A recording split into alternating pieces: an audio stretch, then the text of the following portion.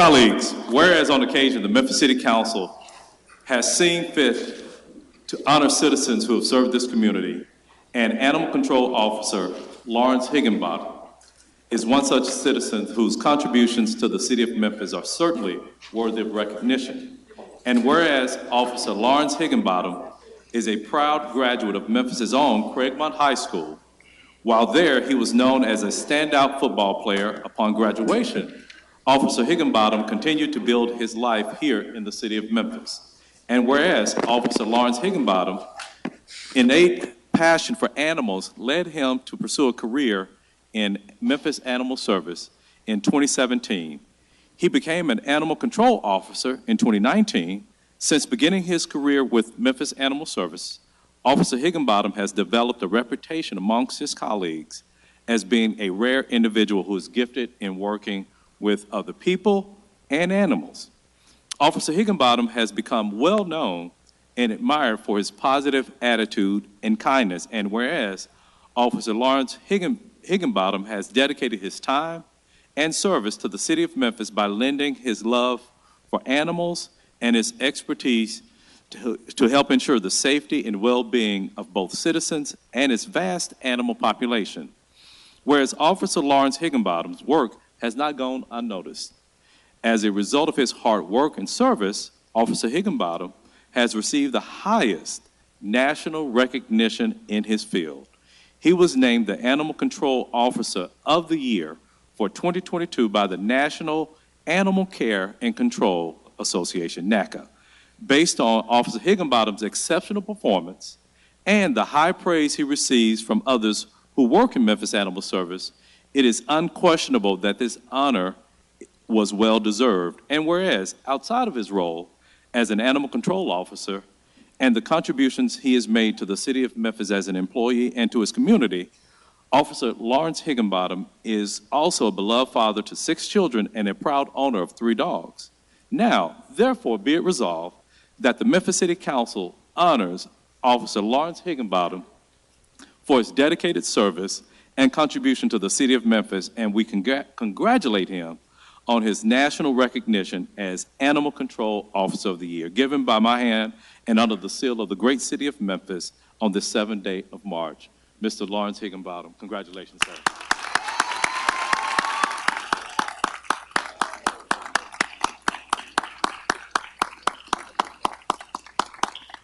Free to provide some room. And I so move. Michael, thank you for moving that item. Do I have a second? Thank you. We have a motion and a second. All in favor say aye. Aye. Congratulations.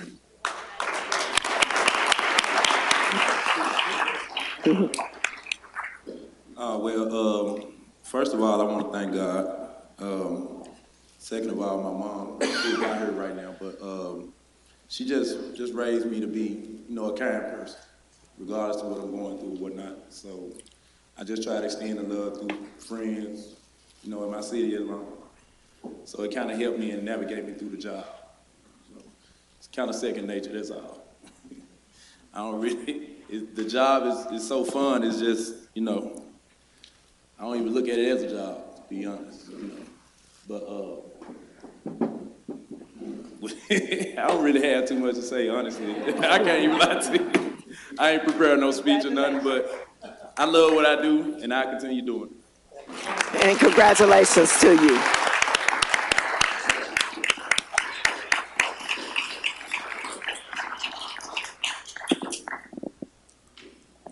Thank you. Madam Comptroller, you ready? Will you please call item number 2 on our agenda?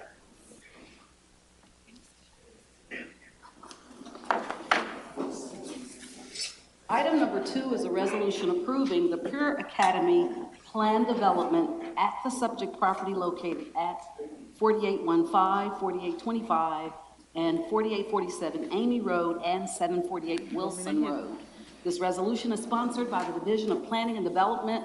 The case number is PD 22-06. No, not you. Thank you. Councilwoman Johnson. Thank you, Chair. This item was brought before the Planning and Zoning Committee, and it received a favorable recommendation, and I so move. Okay. That item has been moved by Councilwoman Johnson, seconded by Councilman Canale. Is there anyone who's speaking on this item? I see the applicants are here. They may want to say something because they're doing a fantastic job. Good seeing y'all again. And they just may want to say thank you. Yes, John Galwin on behalf of Pure Youth Athletics.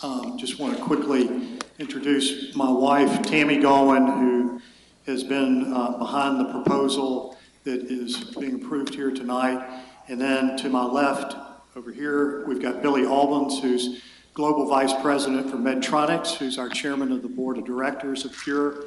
And then we have two very fine young men, one Alpha Diallo, who is a current Pure student, who is on his way to Rhodes College, where he'll be playing football next year.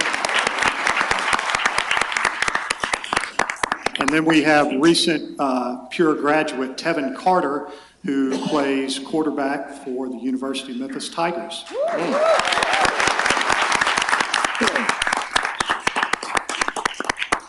This body has been hugely supportive of Pure since we have all been involved in it, and we just want to express our appreciation to all of you, to our Councilmember Ford, who has helped us so much. We appreciate all of you very much. And Councilmember Johnson, thank you for your kind remarks. Thank you. So seeing no other colleagues in the queue to speak on this item, Madam Comptroller, the colleagues, the screens are prepared for your vote.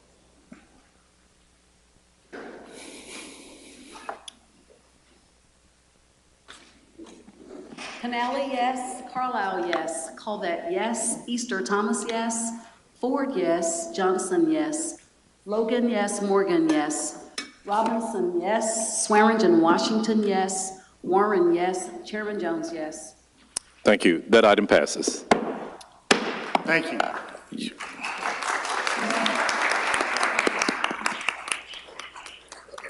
Councilman Covett, you're recognized.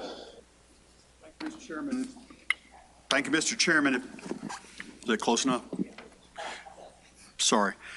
Mr. Chairman, if there's no objection, I'd like to bring SUP 22-30 off the table, also known as the Dream Hotel Project. Would both parties come to the front real quick? Okay, if there's no objection, that item has been removed from the table. Second that. Without objection. Okay, without objection. It has been moved. Well, Madam Comptroller, well, I'll just do a roll call.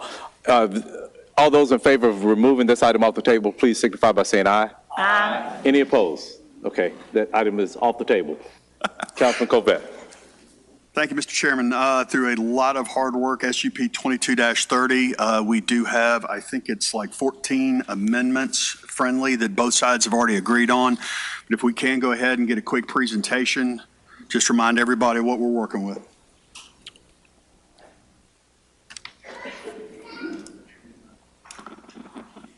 Brett Davis, Division of Planning and Development.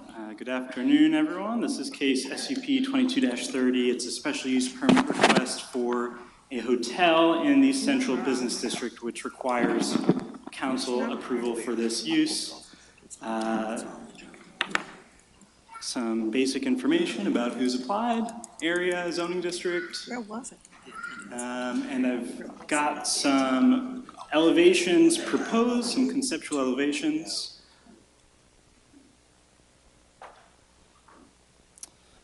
We are recommending approval, subject to these 7 conditions, and I understand that Councilman Covett might have additional conditions to add.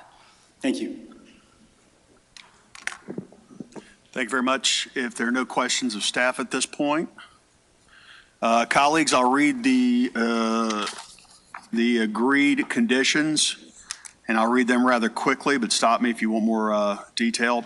1, a minimum transparency of 20% as measured from floor to floor shall be provided on new upper floors along all facades adjacent to the right-of-way. 2, blank lengths of wall exceeding 30 feet are prohibited on all new upper floors along the facades adjacent to the right-of-way. 3, each new upper floor shall have a floor-to-floor height of at least 9 feet.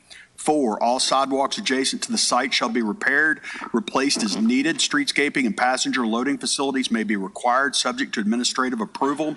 5, service areas and mechanical equipment shall be screened from the public view, subject to administrative approval.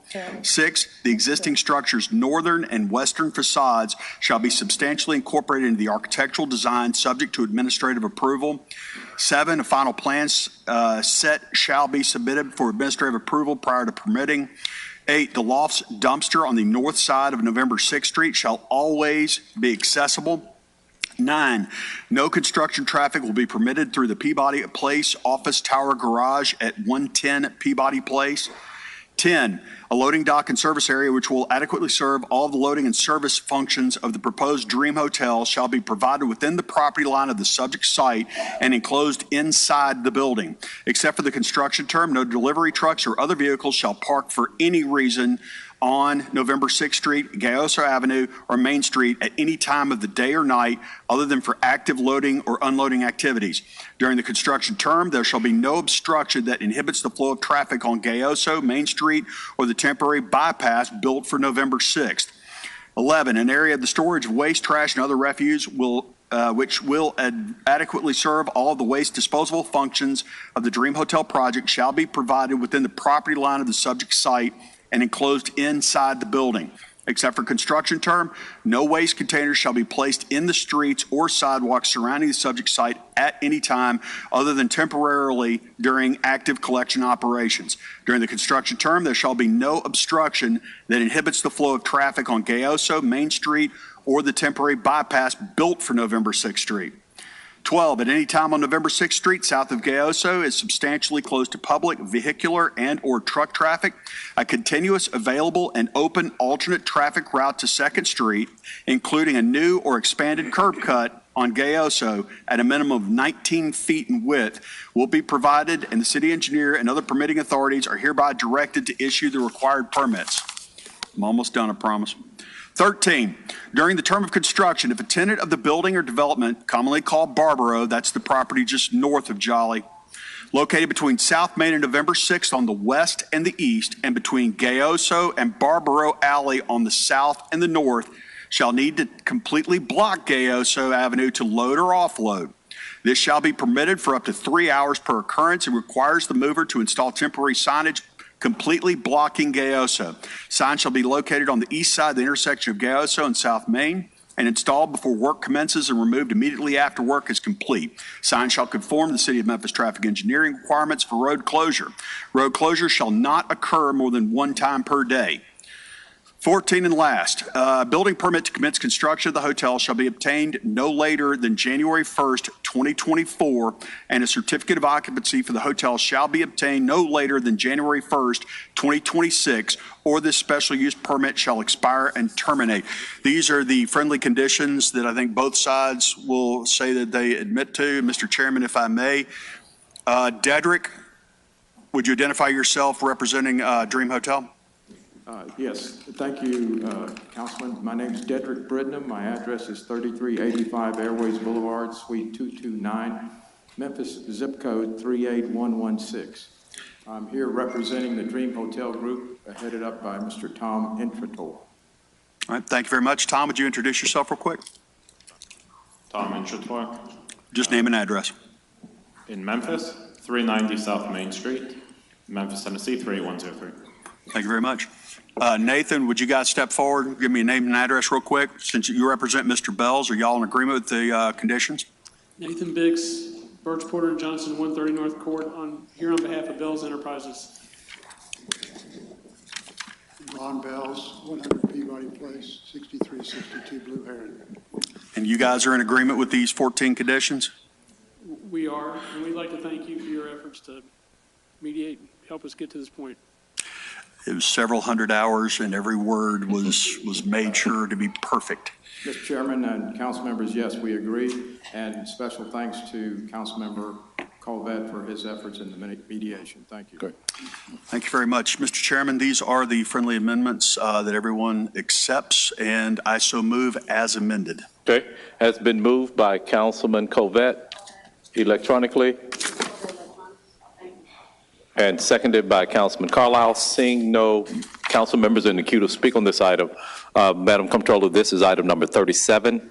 So will you please prepare the screens for the vote?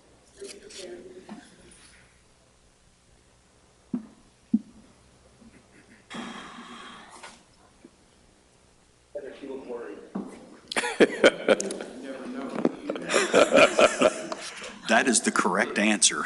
JB, you want to vote? Canali, yes. Carlisle, yes. Colvett, yes. Easter Thomas, yes. Ford, yes. Johnson, yes. Logan, yes. Morgan, yes. Robinson, yes. Swearingen, Washington, yes. Warren, yes. Chairman Jones, yes. That item passes. Thank you. You're welcome. Madam Comptroller, will you please call item 3?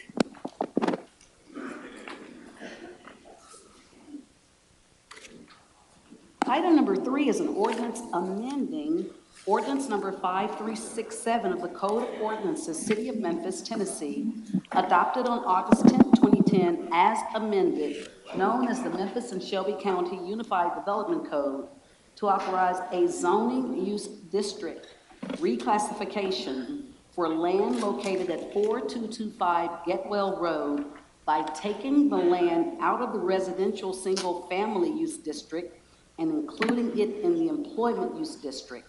Up for third and final reading, this ordinance is sponsored by the Division of Planning and Development. The case number is Z22-12. The ordinance number is 5847. Thank you. Councilwoman Johnson. Chair, the Planning and Zoning Committee met, discussed this item, and it received a favorable recommendation, and I so move. Okay, if you would do so electronically, please. Okay, has been moved by Councilwoman Johnson, seconded by Councilman Warren. Seeing no council members in the queue to speak on this item, the screens are prepared for the vote. Council members, please cast your votes. Chair, we Yes. have not had a presentation. That's why I think he was here. Okay. I think they asked for another one, somebody. Okay, yeah, I'm sorry. So before you vote, let's have a presentation on this item. Yes. Anybody want one? Yeah.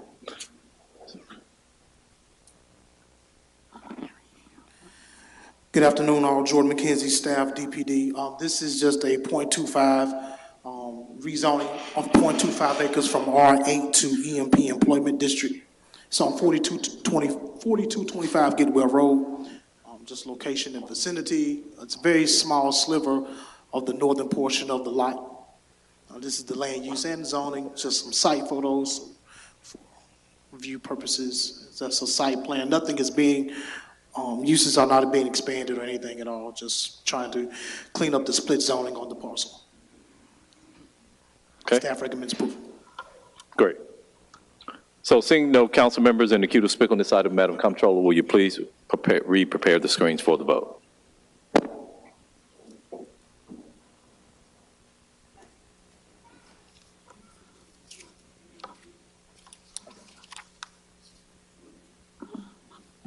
Canali, yes. Carlisle, yes. Colvett, yes. Easter Thomas, yes. Ford, yes. Johnson, yes. Logan, yes. Morgan, yes. Robinson, yes. Swearingen, Washington, yes. Warren, yes. Chairman Jones, yes. That item passes. Thank you. You're welcome. Madam Comptroller, will you please call item 4? Item number 4 is a joint ordinance amending the Memphis and Shelby County Unified Development Code as adopted by the City of Memphis August 10, 2010, and by Shelby County on August 9, 2010, as amended, to revise and enhance the joint zoning and subdivision regulations as recommended by the Memphis and Shelby County Division of Planning and Development and the Land Use Control Board. This is up for third and final reading. The ordinance is sponsored by the Division of Planning and Development. It was held from February 7th. Case number is ZTA 22-01CC. The ordinance number is 5844. Thank you. Councilwoman Johnson. Thank you, Chair. I think we need to move it to 4 on the screen. I can't move it.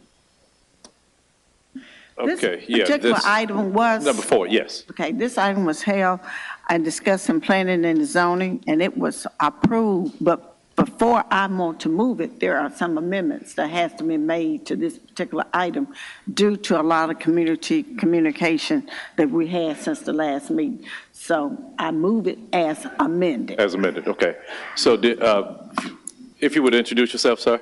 Yes, Mr. Chairman, Brett Ragsdale with the Division of Planning and Development, and I would just like to say that it's by chance and circumstance or timing that I'm here instead of Director Zena to carry this across the finish line. And he is on a well-deserved vacation, but I want to thank Robert Gordon for really working with his constituents who are varying degrees and varying opinions, and he and Director Zena really worked hard, and so I'm glad to be here to announce that, but I do give a lot of credit to Director Zena and Mr. Gordon. So there were 2 amendments at the last meeting. There was one issue that was really regarding townhouses in the RU1 zoning district, and so we came to a resolution with those.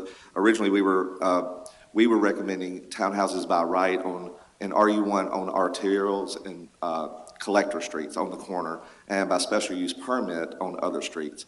We came to an agreement to remove the recommendation to allow special use permit approval for other streets and just remove that completely. So we agreed to have RU1 allow townhouses by right on arterials and collectors. So that was the main issue. And then just another little cleanup thing that we talked with them about. There was some concern about one subsection 3.3.1B, which deals with private drives.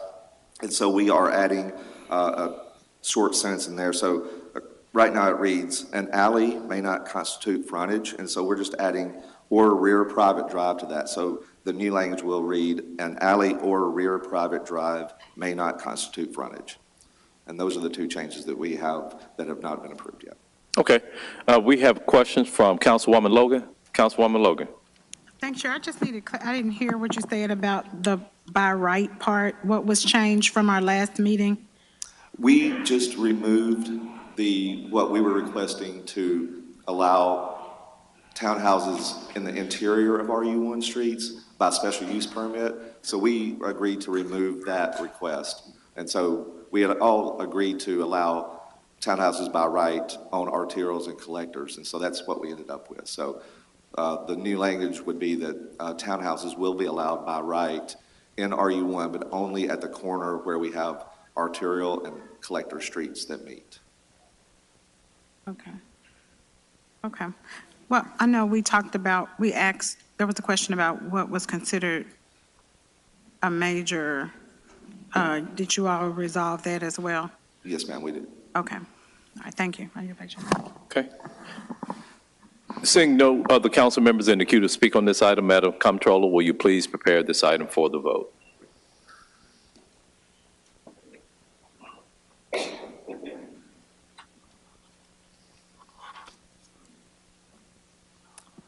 Canali, yes. Carlisle, yes. Colvett, yes. Easter Thomas, yes. Ford, yes. Johnson, yes. Logan, yes. Morgan, yes. Robinson, yes.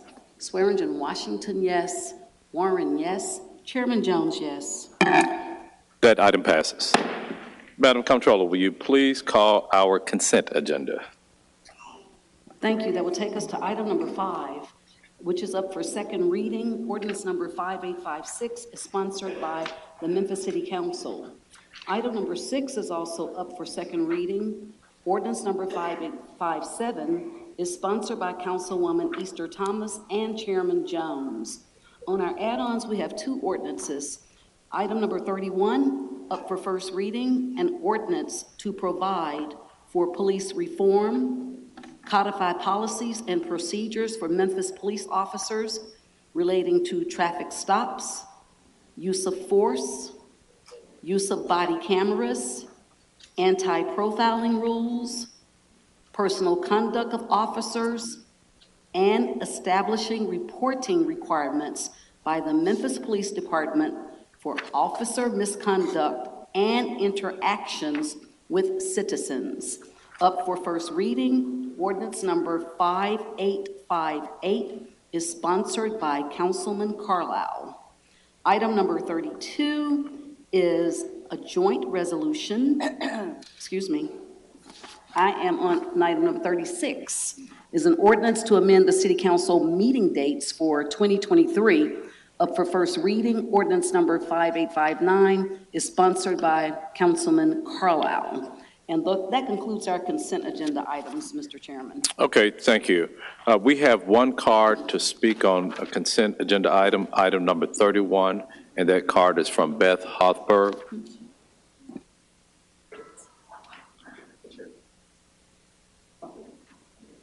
Beth Hoffberg?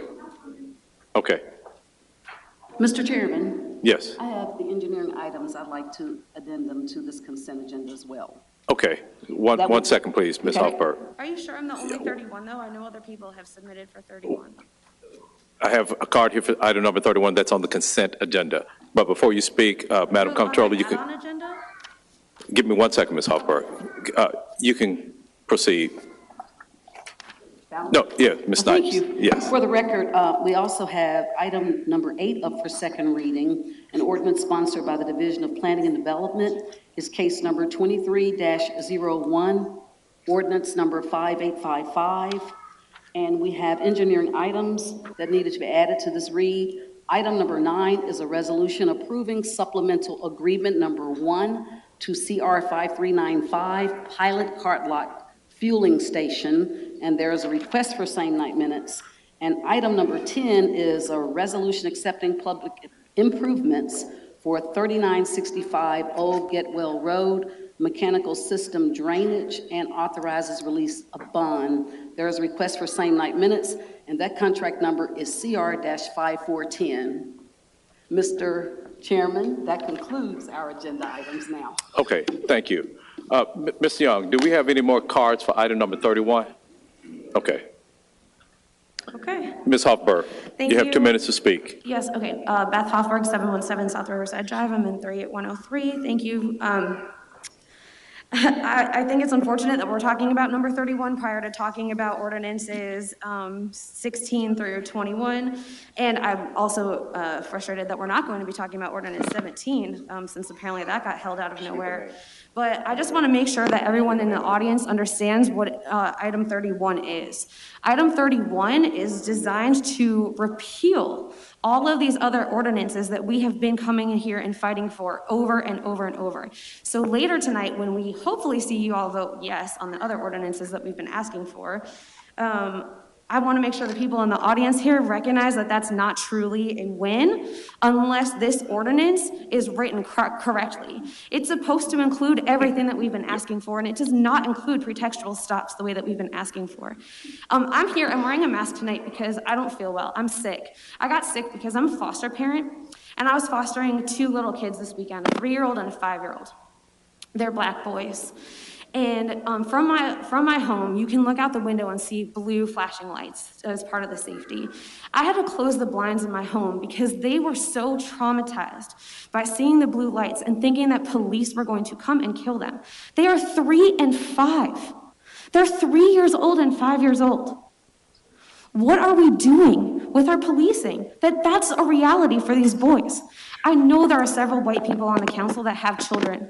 Can you imagine your children thinking that they're going to be killed by police when they're 3 and 5? They're in preschool. Ms. Hoffberg? Yes. That's the conclusion of your time. Was that 2 minutes? Yes, ma'am. Okay, thank you. Thank you for Please the vote comments. no. Councilman Carlisle. Mr. Chairman, thank you. Item number 7 was the Homedale subdivision. Did they have their neighborhood meeting?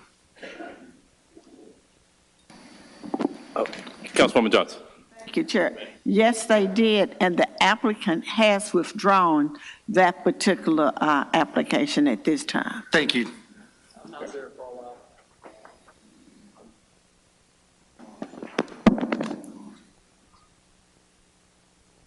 It's over. Oh, okay. So, item number 7, dealing with the Homesdale subdivision, this item has been withdrawn. Okay. Now, we do have three cards for members of the public to speak, but this item has been withdrawn, so it's not under consideration by this council. I don't know if Ms. Keys, Mr. Salisbury, or Attorney McCracken still want to speak on this item, but, okay. They don't speak on it, it's withdrawn. Okay.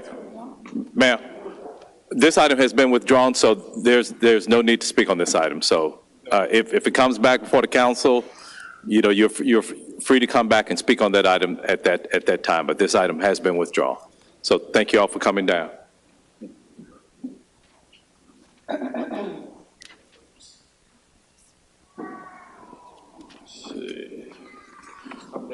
Okay. So, Madam Comptroller, will you please prepare the screen to vote on our consent agenda, please? Yes, yes. Yes.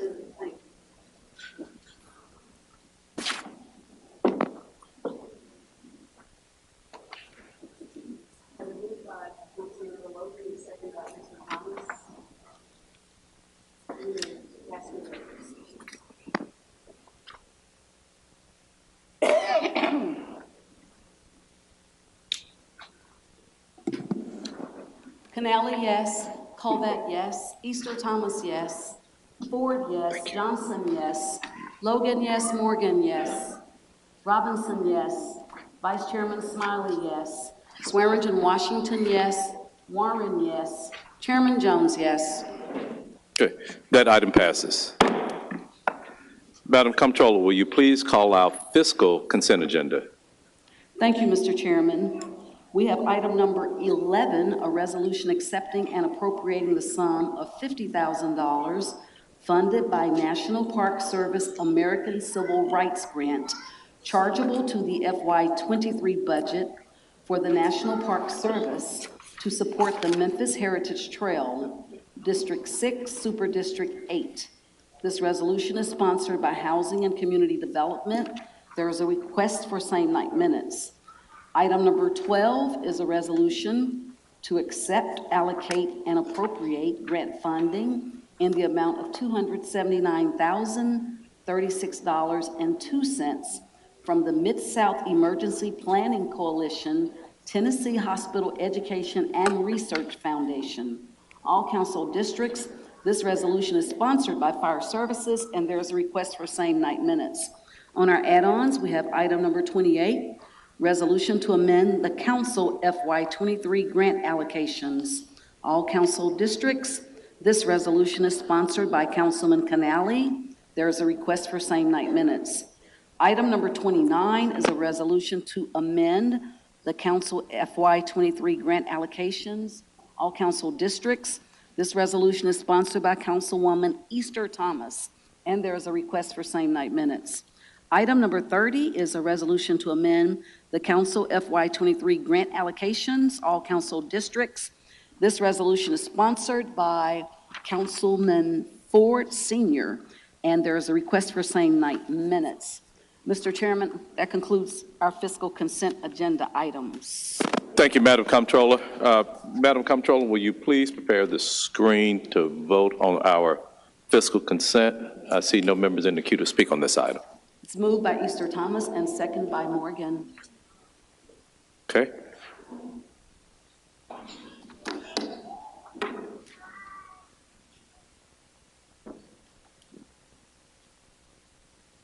Canali, yes. Colvett, yes. Easter Thomas, yes. Show Councilmember Ford voting yes. Johnson, yes. Logan, yes. Morgan, yes. Robinson, yes. Vice Chairman Smiley, yes. Swearingen Washington, yes.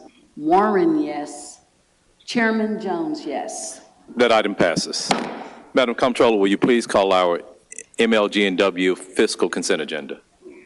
Thank you, Mr. Chairman. That will take us on our regular agenda.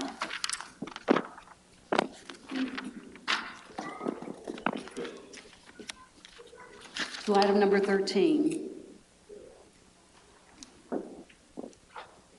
A resolution approving change number 1 to contract number 12027, Voice PBX Systems Network Maintenance with Black Box Network Services Incorporated to increase the current contract value in the amount of $11,000. Item number 14 is a resolution awarding a 36-month purchase order to TR Miller Mill Company, Inc. for various sizes of southern yellow pine poles in the amount of $9,891,100.65. Item number 15 is a resolution awarding a 36-month purchase order to Engineered Ceiling Components, LLC, for concrete standards in the amount of $1,296,742.76. Mr. Chairman, that concludes our MLGW fiscal consent items. Thank you, Madam Comptroller. That item has been moved by Councilwoman Robinson, seconded by Councilman Canale. Seeing no members in the queue to speak on this item, Madam Comptroller, will you please call the roll? Will you please prepare the screens for the vote?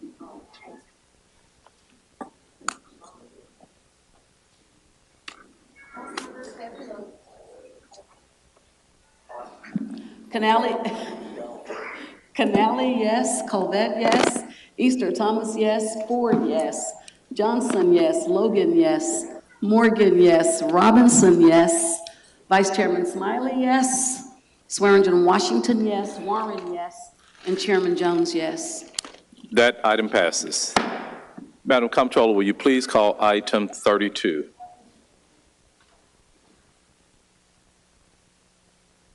Item number 32 on our add-ons is a joint resolution of the Memphis City Council and Shelby County Board of Commissioners requesting the Shelby County District Attorney's Office and the courts to create and maintain a data dashboard. All council districts, this resolution is sponsored by council members Carlisle, Canale, Colette, Ford Sr., Johnson, Jones, Logan, Robinson, Vice Chair Smiley, Swearingen Washington, and Warren. There is a request for same night minutes. Thank you. Councilwoman Logan. The committee met, recommended approval, and I so move. I moved. Okay. That item was in committee, right? Yes. Councilwoman Logan? Yes. Okay. And I already see it. okay, thank you. This item has been moved by Councilwoman Logan, seconded by Councilman Warren. Seeing no members, I'm sorry, Councilman Carlisle. Yeah, Mr. Chairman, thank you. Colleagues, I just wanted to read out the amendments to make sure everybody's comfortable.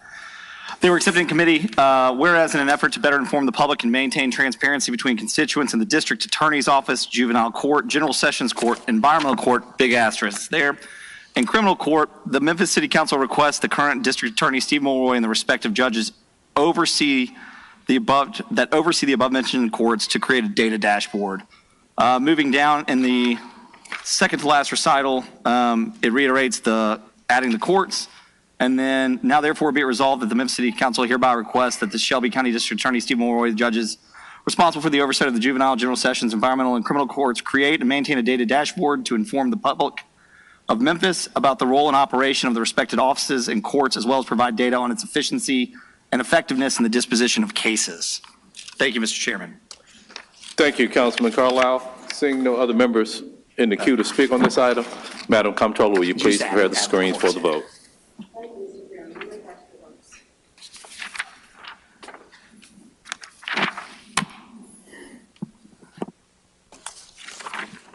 Canale, yes. Carlisle, yes. Colvette, yes. Easter Thomas, yes. Ford, yes. Johnson, yes. Logan, yes. Robinson, yes. Vice Chairman Smiley, yes. Swearingen Washington, yes. Warren, yes. Chairman Jones, yes. That item passes.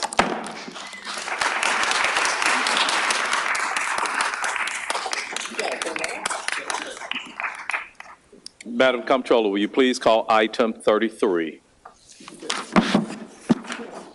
Item number 33 is a resolution to reallocate and appropriate $2,500 from ARPA funds to the Methodist Healthcare Foundation to pay for city first responders to attend the foundation's mental health breakfast. All council districts, this resolution is sponsored by Councilman Canale, And there's a request for same night minutes.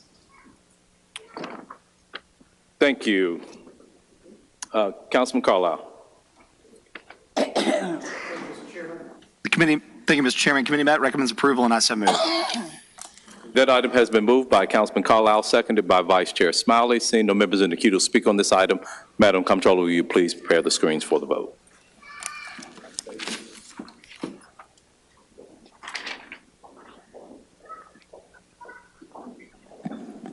Vote for item number 33, Canali, yes. Carlisle, yes. Colvett, yes. Easter Thomas, yes. Ford, yes. Johnson, yes. Logan, yes. Morgan, yes. Robinson, yes. Vice Chairman Smiley, yes. Swearingen Washington, yes. Warren, yes. Chairman Jones, yes. That item passes. Madam Comptroller, will you please call item 35? Item number 35 is a resolution asking the Memphis Shelby County Schools Board of Education and Administration to allow 901 Block Squad to interact with students in all Memphis and Shelby County schools as needed to prevent violent activity. All council districts. This resolution is sponsored by Councilman Smiley. There's a request for same night minutes. Thank Yeah. So it's Thank you. sponsored by everybody. Councilman Smiley. Absolutely. This resolution is sponsored by all council members per Vice Chairman Smiley. Indeed. So this item has been moved by Councilwoman Swearingen Washington, seconded by Councilman Warren. Seeing no members in the queue to speak on this item, Madam Comptroller, will you please prepare the screens for the vote?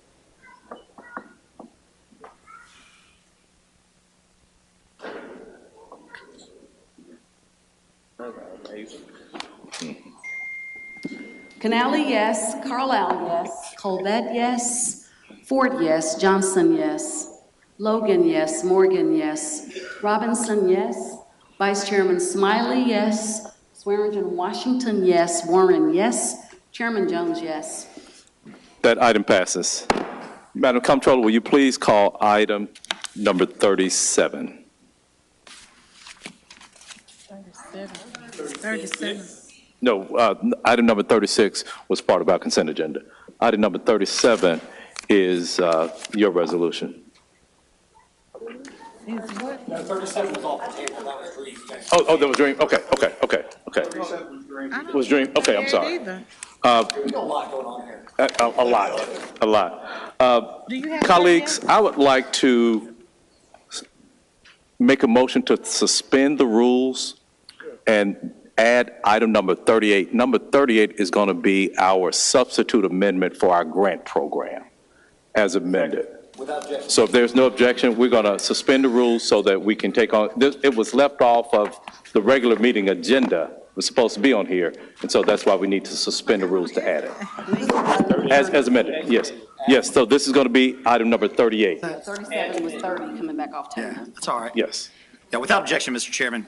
So, yeah, without objection, the rules have been suspended so that we can add item number 38. And the 38, the caption on this is a substitute resolution to amend the Memphis City Council Community Grant Program for fiscal year 24.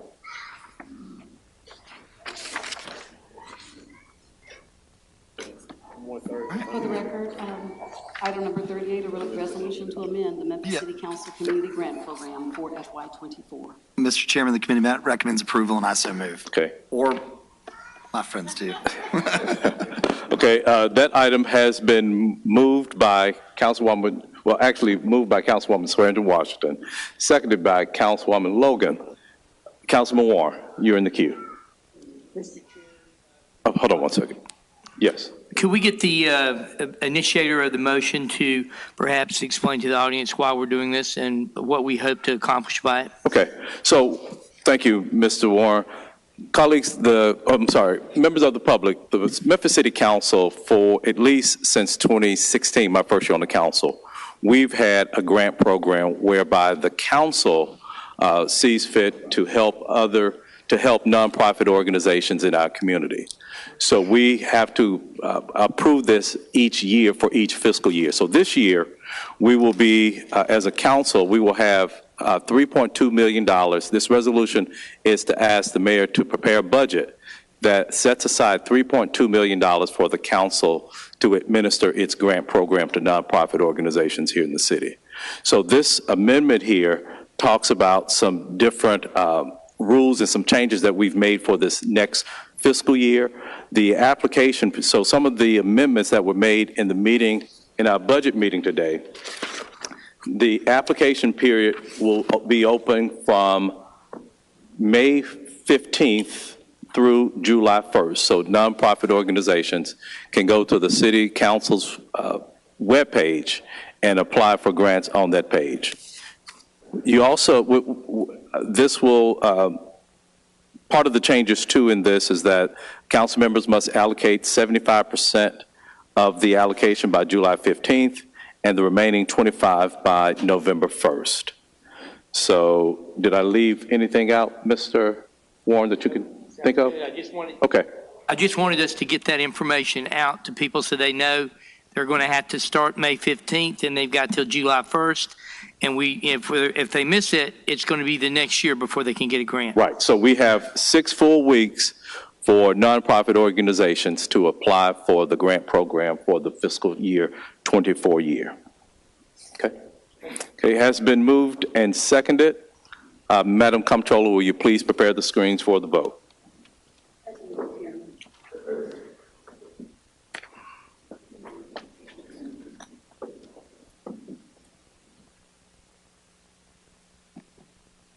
Canali, yes. Carlisle, yes. Colvett, yes. Easter Thomas, yes. Ford, yes. Johnson, yes. Logan, yes. Morgan, yes. Robinson, yes. Vice Chairman Smiley, yes. Swearingen Washington, yes. Warren, yes. Chairman Jones, yes. That item passes. Madam Comptroller, will you please call item 16?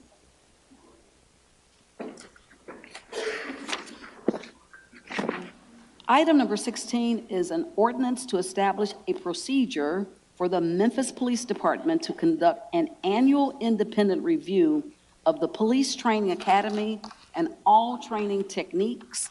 Up for third and final reading, ordinance number 5848 is sponsored by council members Carlisle, Canali, and Smiley. Thank you. Councilwoman Logan. Thank you, Chair. The committee met and recommended approval, and I so move. Okay, that item has been moved by Councilwoman Logan, seconded by Councilwoman Johnson. We don't have any council members in the queue to speak on this item, but I do have 2 comment cards. The first comment card is from Ms. Chelsea Glass, to be followed by Ms. P. Moses. So Ms. P. Moses, after Ms. Glass, could you make your way to the front?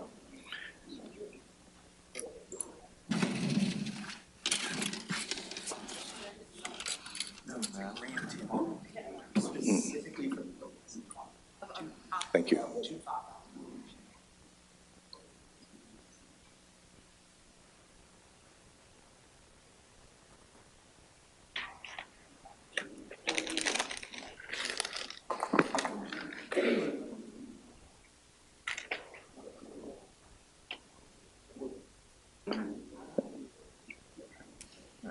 And Ms. Glass, please state your name and address for the record, please, and then your 2 minutes will begin. I want to yell into it like I do every other time. Chelsea Glass. No matter what I do, I yell on this. 1315 Concourse Avenue, 38104. I'm not going to take a lot of time here because basically we got shut out of an opportunity to respond to agenda item 31. So I just want to come before the City Council today and say no to Wade's ordinance and to please pass the 3 that Decarcerate Memphis are here supporting today. That's it. Thank you, Ms. Glass.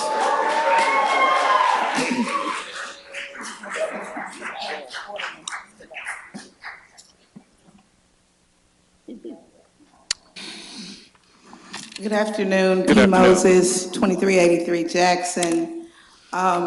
I was there earlier this morning when y'all were talking to CJ Davis about this, and I think there's some good things in place, but I think there needs to be more, especially since I watched my friend Salamander get manhandled by some male police officers the last time she was using her First Amendment right, which seems to be a problem with people in law enforcement.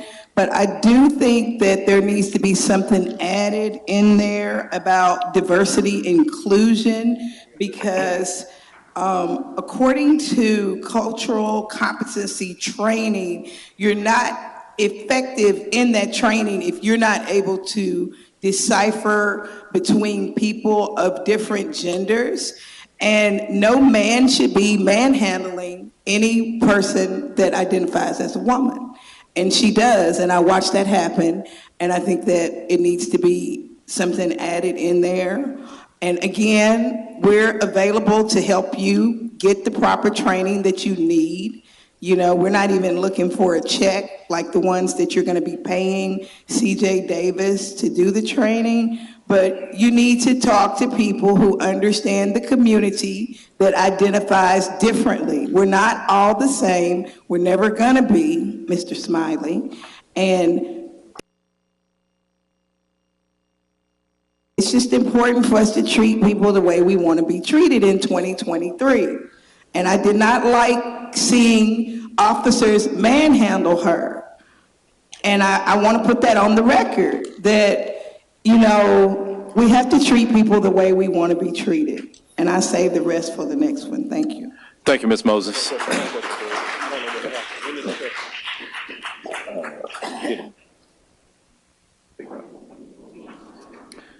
Seeing no other, I'm sorry, Chief Davis. Is it appropriate to respond to this particular one? Yes, ma'am, you may. Well, what I wanted to say is earlier in committee, this is one of those ordinances that we responded to, and what our position was is that we agreed to expand our training and get input from other individuals. We do diversity and inclusion training and plan to have other entities to help support us as we expand training for our officers.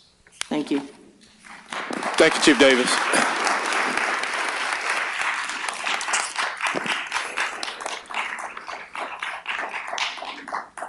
Councilman Carlisle. Okay. So seeing no other members in the queue to speak on this item, Madam Comptroller, will you please prepare the screens for the vote?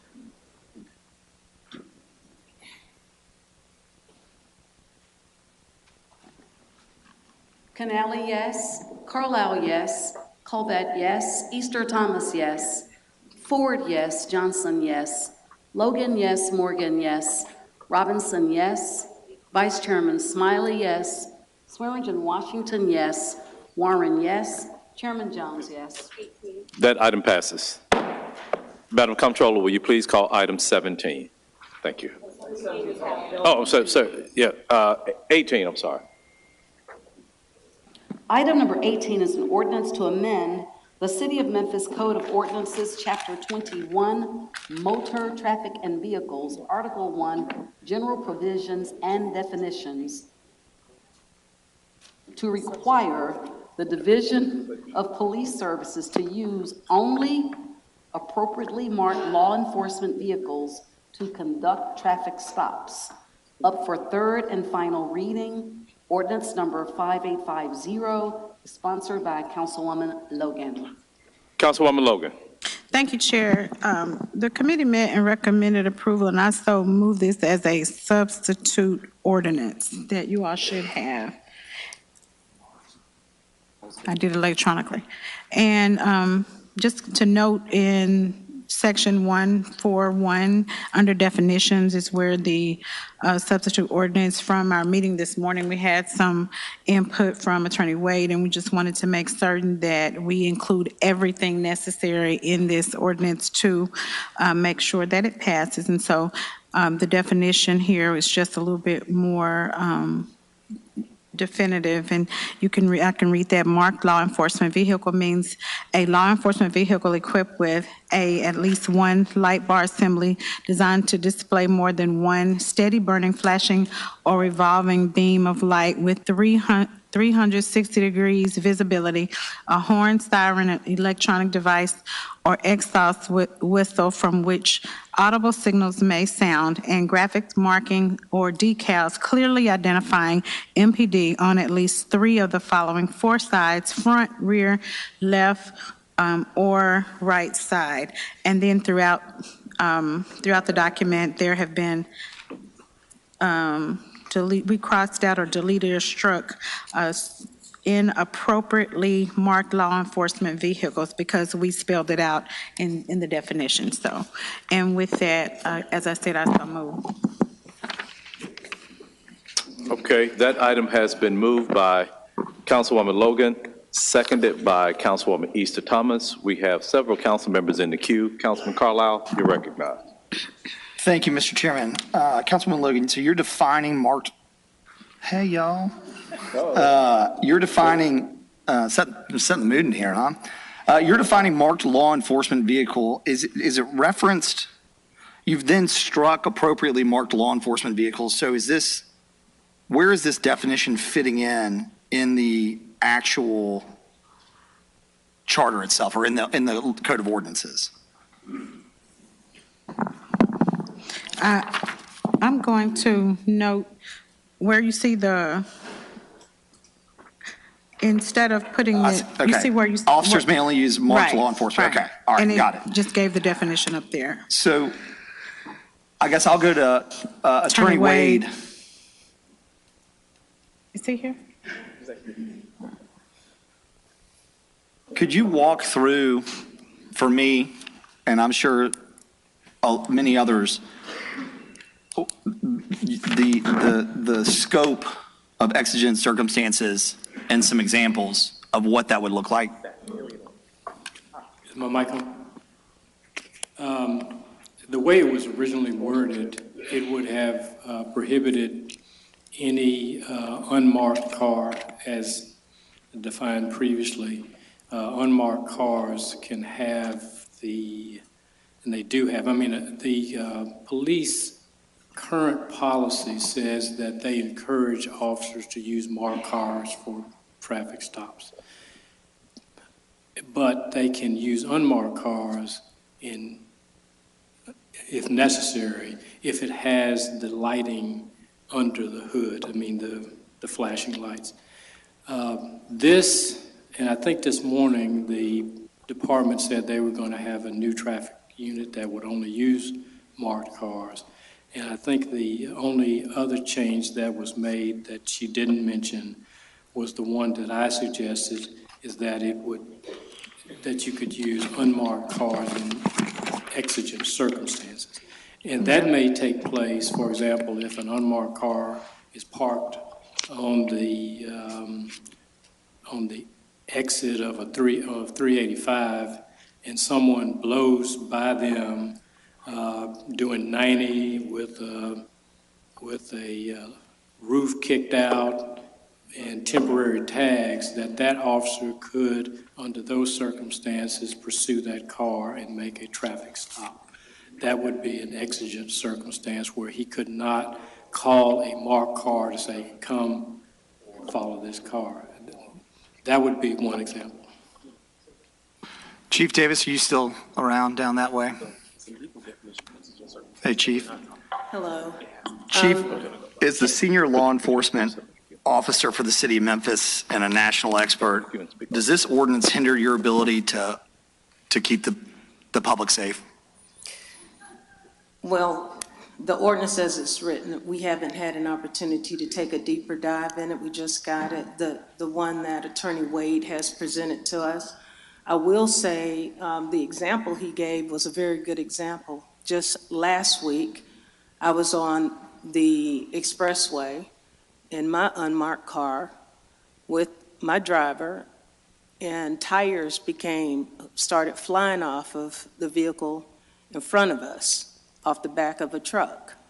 And we had to stop this vehicle because other vehicles were rearing off the road to avoid all the tires that were coming off the truck.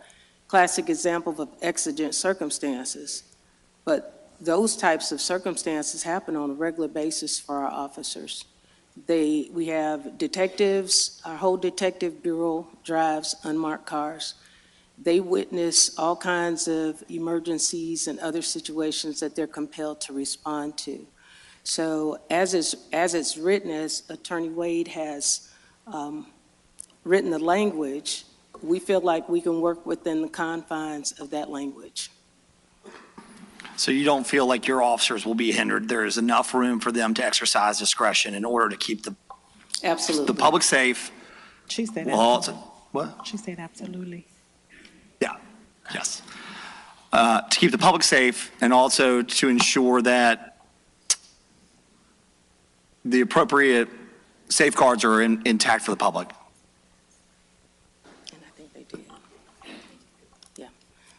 If I'm correct, I did read earlier in this particular ordinance under exigent circumstances. It is written in there, correct? Yes, ma'am. Yes, it is, yes. So that's what I was. So basically, Councilwoman Logan struck appropriately marked, defined marked law enforcement, said marked law enforcement shall be used only in a vehicle stop absent of exigent circumstances. So if the litmus test for an unmarked vehicle is that they can conduct a traffic stop in a scenario like you laid out or Attorney Wade laid out. For traffic stops, yes. Okay, so you feel comfortable? Yes. Thank you. I yield the floor. Thank you, Councilman Carlisle. Councilwoman Logan, before I hear from Councilwoman Logan, Yes, just let me okay. recognize Councilman Vice Chair Smiley. So I think when we talk about exigent circumstances, I think we should be using the legal definition. I'm assuming the law. Talk to the mic, please. Okay.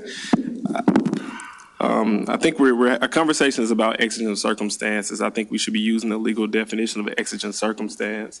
Attorney Wade, I think when we talk, I think there's about 3 or 4 different scenarios that fall under the category of exigent circumstances. One, expulsion of evidence. We believe that someone is going to get rid of evidence that is pertaining to a crime, chasing a fleeing felon, and then there is another one. Well, I think in this context, remember, a traffic stop is only made when someone is perceived to be creating a danger to other people using the roadway. So we're also talking about, I guess, when there's someone, the officer reasonably believes that someone could potentially cause harm to someone else. Yes. So that's the only definition that will apply in this context. The only 2 that I've given you tonight and Chief Davis gave you, those were classic examples of it, yes. Okay, so I think in terms of clarity, shouldn't we put that in there? Shouldn't we be adding the definition of exigent circumstances so there's no ambiguity in what we mean by exigent circumstances? Is that a friendly amendment? Absolutely. Okay. Receive. Accepted. Absolutely. Thank you. Yeah. So I would ask, though, if you could have that language prepared and We'll add it to it. from what you've provided. Absolutely. Brianna is. I mean, as I understand your comments, if it is perceived to create a danger to themselves or others, which we use in the context of excessive and unnecessary force, they're allowed to use that if they believe that the person is a threat to someone else or the officer himself. Mm-hmm. So reasonably believe that someone is a potential threat to themselves or someone else. Yes. Brianna has it. I think when we're using. Oh yeah, I'm not talking to the mic today. When we're using definitions in the ordinance, we also need to be very clear on what certain words mean, and exigent circumstances can mean a couple different things. All right. Thank you, Councilwoman Logan. Just wanted to make certain that the public and everyone knew that as a body that we want to make certain, this ordinance is to make certain that during traffic stop, that not only the person being stopped, but the police and everyone around is safe and kept from harm. So I appreciate the friendly amendment and receive that, and want to thank Attorney Wade for his input as well to make certain that we all are kept safe and we don't have another situation like we had previously.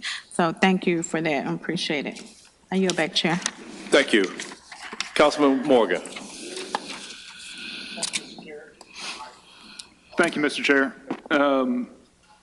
Back to exigent circumstances, I want to drill down on that a little bit more, especially as it comes to something like speeding. So we hear the example of 90 miles an hour is exigent, but so at what number is it considered an imminent danger and what number is it not? So let's, if somebody's on Union Avenue, speed limit is 40, is 5 miles an hour imminent? Is 6? Is 10? Is 11? So what number, and is it different for school zone, construction? I'd like to understand the other side of it rather than just the extreme example of a 90 mile an hour. How is this going to impact the language speeding, for example? So the language as is, since we added a definition of exigent circumstance, it says a reasonable person would believe, and we know reasonable person, that'll ultimately be up for the courts to decide. There's no... Would a reasonable person ever say that speeding is not an imminent danger to the driver or others on the road? Yeah. Okay. Dr. Moore says 6 miles an hour over. If you're doing 6 miles an hour over the speed limit, you may be breaking law, but you're probably not being dangerous. Okay, great. So I mean, that's an example. Then 7. Maybe so 7 or 8. But I mean, if the traffic is flowing with you, and the traffic's doing 42. So I mean, that's reasonable. If I'm doing 80 and it's 42, that's not reasonable. Okay. And what argument is the defense attorney going to make? My mic is right here. So what argument is the defense attorney going to make? What argument is the judge going to accept, in terms of where is the line drawn? What are we going to advise our officers in their training of what qualifies as exigent circumstances, or what they should begin a pursuit and what they should not? Because we draw it out for them, to the letter. We've got hundreds and hundreds and hundreds of pages of policies and procedures. Everything is laid out there. How are we going to define it to the officers of go, no go? Okay, to the administration, to Chief Davis. Or to Chief Stink. Or Chief Did you all want to speak to that? And so a question that I have too along those lines. Do we not already have, I guess, a certain amount, to use speeding, for example, over a certain amount is considered reckless driving, is it not? Yes, it is. Okay, so Yes, if that's already been established, or isn't that established someplace else in another ordinance, state law, whatever the case may be? Yes. Well, that will take care of this speeding instance. So we know that 5 miles per hour over, back to your example, in a 25 mile per hour zone, it's not excessive, but 45 or 65 in a 25, then that would be, and that would come under reckless driving, and there are other things that would capture And that. other ordinances that would describe similar exigent circumstances, even hit and runs, where individuals are injured and witnessed by someone in a detective vehicle. Okay. The commission of a felony, exigent circumstances. Councilman Morgan. So reckless driving is the minimum barrier for an unmarked car, if this passes, and able to initiate pursuit. I'm not prepared to... Councilman Logan. Actually, Chairman mentioned that there are other ordinances that can speak to what that threshold would be. He's not saying use the reckless driving ordinance to bear that.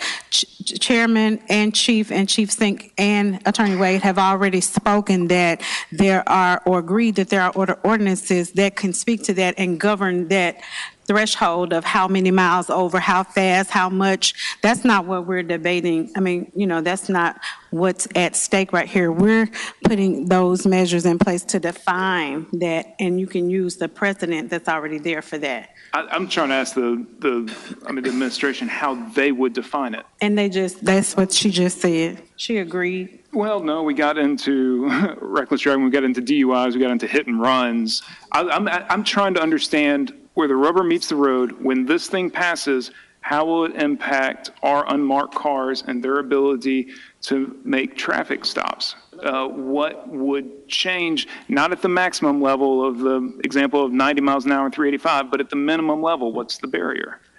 I'm just trying to figure out the range of what's impacted, and I don't think the council member or the administration's answered that yet.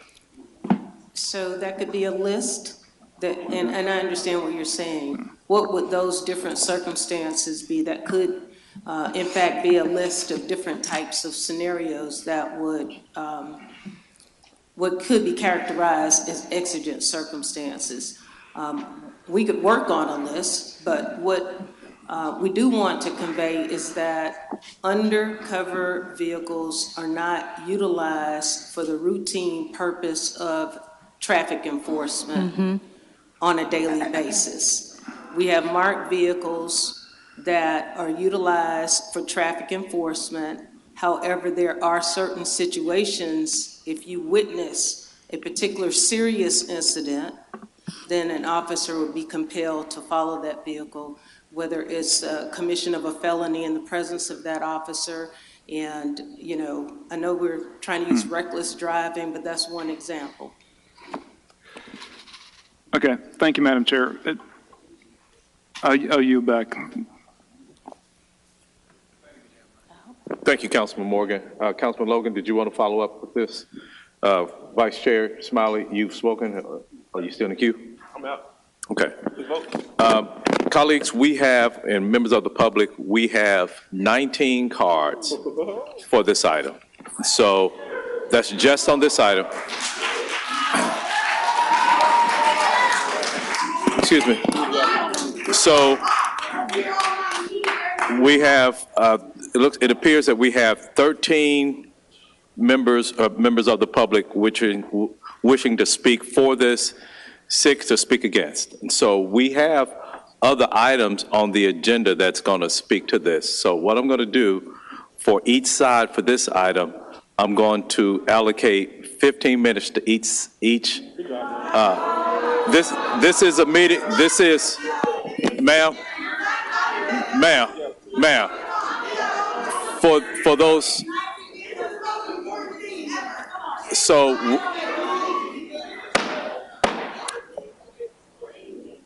It is the chair's discretion and the will of this body. This is, let me remind you. So.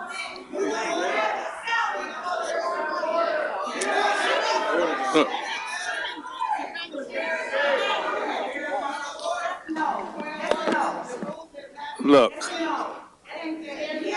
we will have order in here today. This is an item that we're being asked to vote on, and so we have multiple items where we're going to have public comment. And so ma'am, if another outburst like that takes place, I'm going to have you removed from the audience. But this is a meeting in the public, not a meeting of the public. So I'm going to allocate 15 minutes per side for this item. So. Councilwoman Easter Thomas. Thank you, Chair. I want to be added as a co-sponsor for this ordinance with Councilwoman Logan. Okay. Thank you. Yes. Did you hear me? Okay. Councilwoman Easter Thomas would like to be added as a co-sponsor to this item. So we will hear those who are against this first. And we have Darrell Sheffield. And so please be mindful that there are other speakers who would like to speak, and all of you all who are speaking against this item will be allotted 15 minutes to do so. And you don't have, neither side has to take all 15 minutes because there are other items to speak on. Mr. Sheffield, please state your name and address for the record. Ladies and gentlemen of the council, my name is Darrell L. Sheffield. I am a retired colonel from the Memphis Police Department. Okay, what's your home address, sir? My home address Yes. is 4485 Waverly Farm. City and state? That's Millington, Tennessee. Okay. Mr. Sheffield, our rules state that you have to be a citizen of, a resident of the city of Memphis to speak on this item. Okay. So we appreciate your service to the Memphis Police Department, but this is going to be a long night, Mr. Sheffield, and I'm going to have to be a stickler for the rules for both sides tonight. Okay. So I will not be allowed to speak. No, sir. Having served the city of Memphis 35 years. Thank you, Mr. Sheffield. Our next speaker is Seth Cochler. I apologize if I mispronounced your name. Seth Coker, 3582 Millers Coker, Avenue. sorry about that, yes. I'm a University of Memphis student. I live within walking distance of the university. Within the last 6 months, we have had someone shot behind our property. Eliza Fletcher was abducted just down the road. A gang member shoot at our house and my friends. Countless vehicle break-ins, car thefts, reckless driving, and a good friend of mine and his girlfriend robbed at gunpoint on campus. This is not sustainable. Crime is consuming our lives every day. It is out of control. We need to reach the goal of 2,700 officers. We need more traffic enforcement. We need criminals to be held accountable. Groups like Decarcerate Memphis represent just a small faction of citizens and voters. Their demands are not the demands of the majority. Hey, Jones, excuse me, the need Jones. to remove Excuse me. cars from traffic enforcement. It makes us less safe. We need our specialized units. We need our police. We need our police to do what they need. We need safety. Thank you. Chairman Thank Jones, you. can I say something?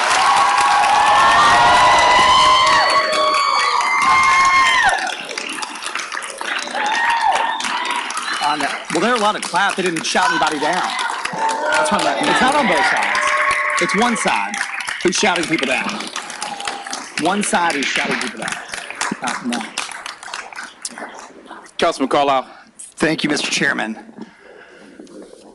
We are very happy to see all of you here engaging in the process. And yes, we do believe in the First Amendment. For many of you who have been here several meetings, the council and other members of the audience have listened patiently and quietly to other people's opinions and viewpoints. That's the entire purpose. You cannot sit here and talk about the First Amendment and shout down somebody that has a different opinion than you. I absolutely can.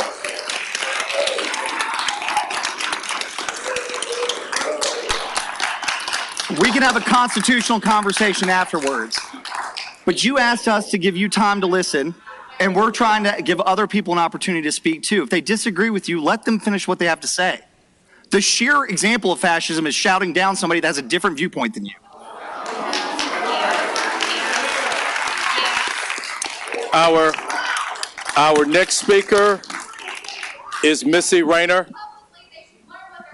Missy Rayner. It's not you. I got it. Missy Rayner, 2145 Memphis, Tennessee, 38119. I want to thank you all for your service to this community. And I want you to know that I'm a member of the Back the Blue 901. As you look out into this crowd and you see a sea of blue, I want you to grasp the seriousness of your decisions and votes. Citizens of Memphis are frightened like they've never been before and tired of living in fear. I never felt this fear until my nephew Drew Rayner, the Rhodes College student, was murdered in a home invasion, October 2021. Citizens are exhausted by the men and women, for the men and women who wear the blue so proudly because it seems that their hard work in arresting criminals is all in vain. Citizens are tired of the juvenile court system, the judges and the DA, for not fulfilling their oaths of office to protect the same citizens who elected them. Citizens are asking and even demanding that you, as our leaders, who were elected by us to help by supporting the MPD and not tearing them down. At the end of the day, they are citizens like us with families. And as some have said, they too are frightened by the crime when they remove their uniforms and become one of us. The police academy is graduating more and more qualified men and women, and next year's budget, I believe, has a cushion for more money. But you can't stop there. MPD and Memphians need to see that you, our council, by your actions, support the good of MPD, that you have its back as it has ours. The horrendous death of Tyre Nichols at the hands of the 5 bad cops should not be a punishment to the entire force. Thank you, MPD and council, for your service. We're trying to keep Memphis a shining star for all to see. Thank you, Ms. Reiner.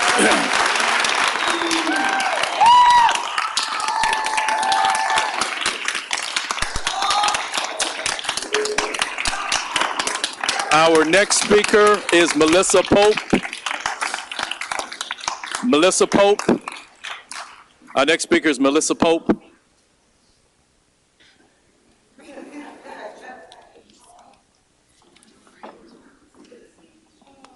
Melissa Pope, 6725 Neshoba Road. I want to share an example that I saw recently while calling on a client in Midtown.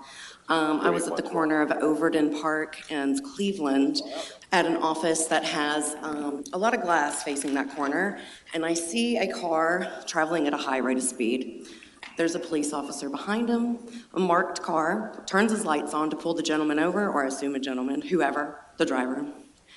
And that driver proceeded to fly at probably 60, 80 miles an hour down Cleveland through a red light. So they're not stopping for marked cars, so why not have unmarked cars out there? It doesn't matter.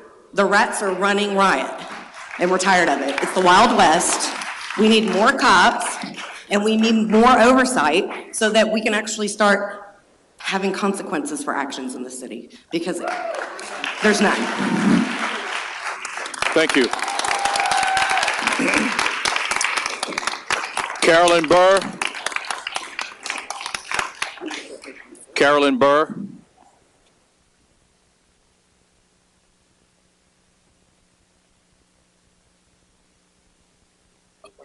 Oh, I'm sorry, Ms. Burr, are you for or against? You're against? No. Okay, Miss Snipes. Okay, just a second, Ms. Burr. Miss Snipes, we put, yeah, take us back to 11:30. Yeah.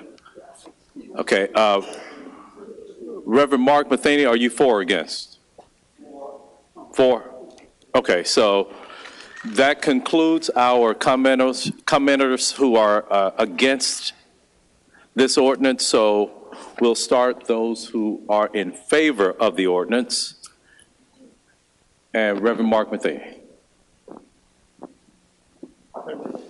Thank you, Mr. Chair and council members. I live at 1509 Granville Lane in Midtown, 38104.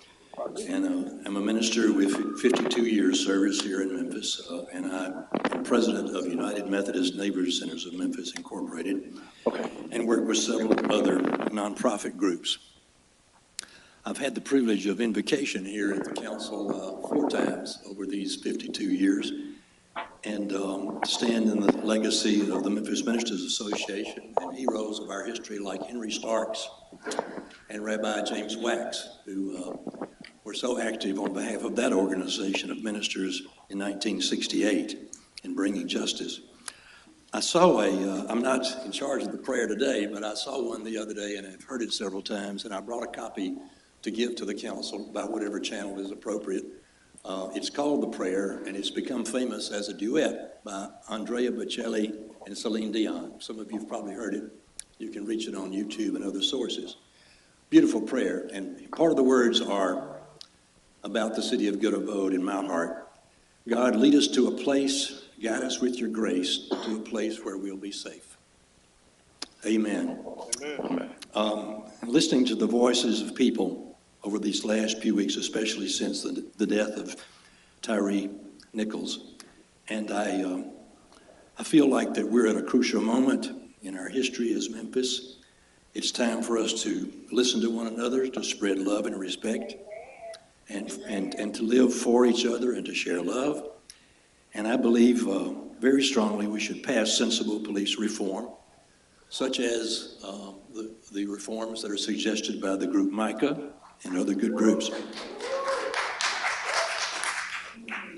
And I think we need to create an atmosphere also where great qualified personnel want to be policemen and want to serve in public safety and to work with folks to decrease crime and increase love and Excuse me, righteousness in our Reverend city. Matheny. Reverend Matheny, excuse me. We want you to be mindful that there are other speakers, that we've allotted 15 minutes for everybody who's speaking in favor of this. And so I'm on the last okay, sentence. thank you. I'm on the last sentence, Mr. Okay. Chair. Thank you Yes. very much, and let's truly become a city of good abode. Thank you. Thank you.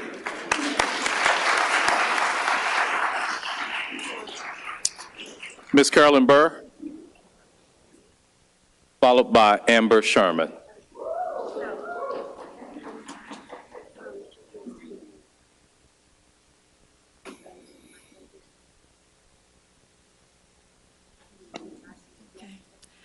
Carolyn Burr, 2972 Millers Pond Drive, 38119.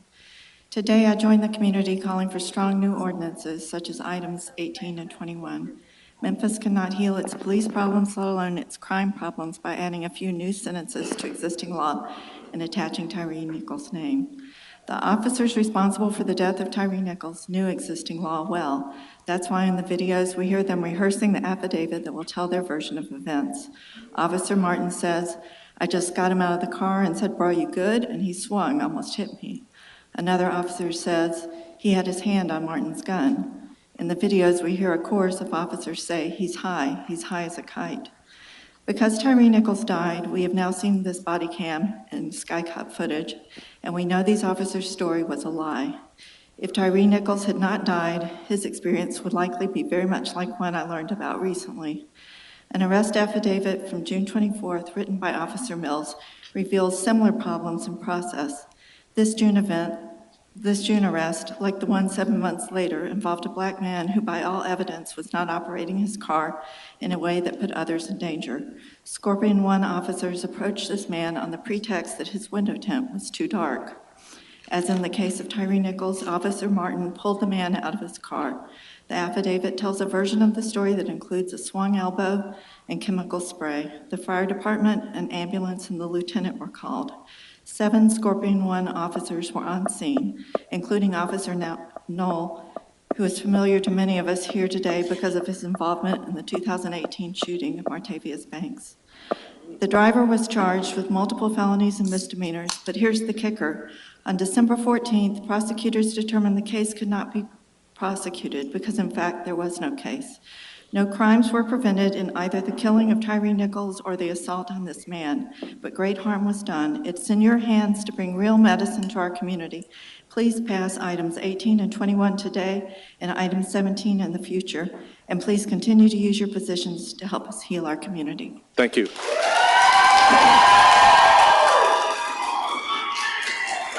Ms. Sherman.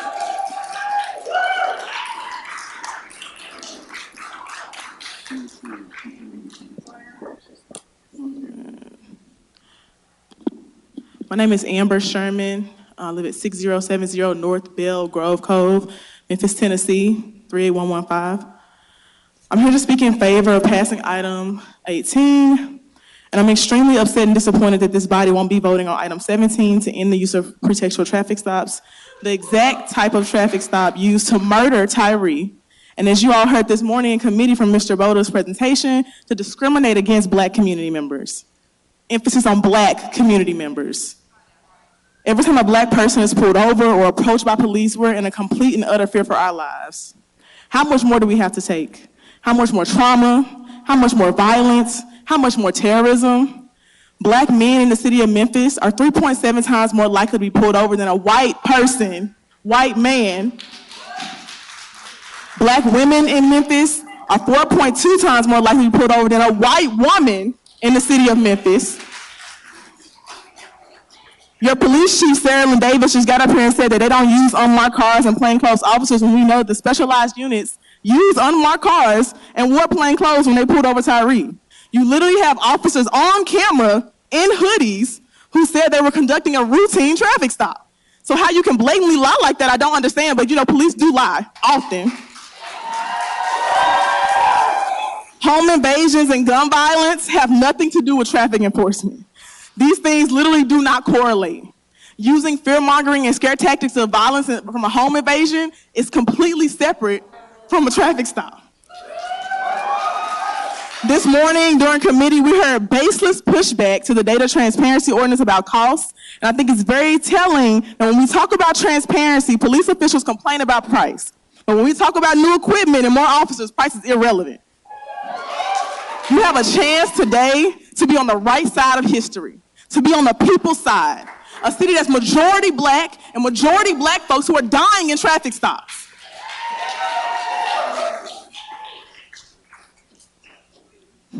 You have a chance to affirm that you believe black people, that you trust us when we tell you that what's really going to keep us safe, and that you're going to take the necessary steps to make that happen. When we do come into contact with police, officers should be clearly identifiable. Their motives for the stop or detainment should be transparent, and the stops and what occurs during them should be reported to citizens on a public platform. I've watched as so many public officials have used this tragic moment of Tyre Nichols' murder for interviews and publicity, and now you have a chance to join us in a movement to save black lives and make the right choice and vote in favor of these ordinances so we can move to a long-term solution that will save our lives. We are dying. And y'all up here playing around with these white folks clapping randomly. They're not dying in traffic stops. I'm asking you to pick a side. I'm asking you to pick a side. Ms. Sherman, please be mindful that I have at least a dozen more people to speak. I got you. Ms. LJ Abraham, you're next. Ms. Sherman, please. I got you. I'm asking this body to pick a side. Cover-ups or transparency? Brutality or freedom? Corruption or accountability? What side are you on?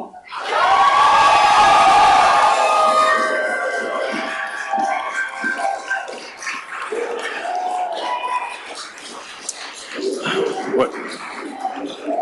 LJ Abraham, 199 South McLean. Before Ms. Abraham, hold on 1 second. Mr. Cash, you're next. Harry Cash, you're next. Ms. Abraham. I just gave it. LJ Abraham, 199 South McLean. So I find it quite funny that today of all days, on the third reading of this ordinance, we have this whole group of white people that have opposition to these ordinances taking place. We've been here for every reading that has taken place this time. This is three readings though of this, and none of these white people were here to speak about their lack of feeling safe. We don't feel safe with the police. I had a conversation with CJ personally and told her the same thing that I'm standing here telling y'all today. I never feel safe when it comes down to police. My siblings don't feel safe when it comes to police. The black people sitting in this room don't feel safe when it comes to police. But adding unmarked police cars to that makes it even more dangerous. It's a problem. I don't know who's pulling up on me if it's an unmarked car. How do I identify you? Because you got some lights. I can buy some lights on Amazon and put them in my window and identify myself as a police officer. So how is that making us safe? This is like literally common sense. I'm not going to bow down to the fears of white people that don't have to worry about the same things that I have to worry about when I'm being pulled over by the police. I'm not going to sit up here and listen to their white tears and their ignorance to what it looks like to be a black man like Terry walking around in the city of Memphis, a predominantly black city. So on that, I'm going to say, please pass these ordinances that we're asking you for. This is the third time we've come to y'all about these things, and y'all need to listen to us. We are the citizens that y'all need to listen to, not these white tears.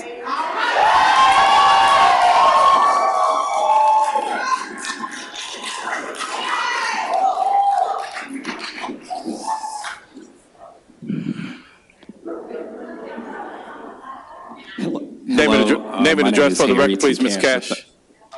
Name and address for the record, please. Hi, my name is Harry T. Cash III, and I live at 4199 Tutwiler Avenue. And I am in support of all the police reform ordinances. And before I get started, Commissioner Carlisle, another example of a fascist state is a police state. And Commissioner Jones, I'm gonna call you Martavius, and I'm gonna call you Martavius And I wasn't gonna say this until I saw you cut the time, and it's coming from my heart. You remember we was in New Path, and I worked your campaign, the first one you won. When my mom worked at Memphis City Schools and died of cancer, and the money I got from her, you invested it for me. And so we have a connection, even though we don't talk as often as we used to. And so what I'm asking you before I make my comments is to reconsider this time. Because the time that I invested and the money I invested, this is not what I invested in terms of cutting community input on something that's important. And that's coming from a place of love as a brother. Now to my comments. And it's for everybody. One, the people that are in opposition. Ms. Cash, direct all your comments to the council. And the folks that's in opposition, thank you for being here, because this is part of democracy.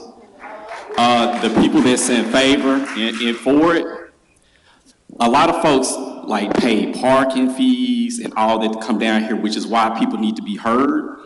And I was out of town when Tyre Nichols stuff happened, and I just got in town last week from dealing with mental health issues.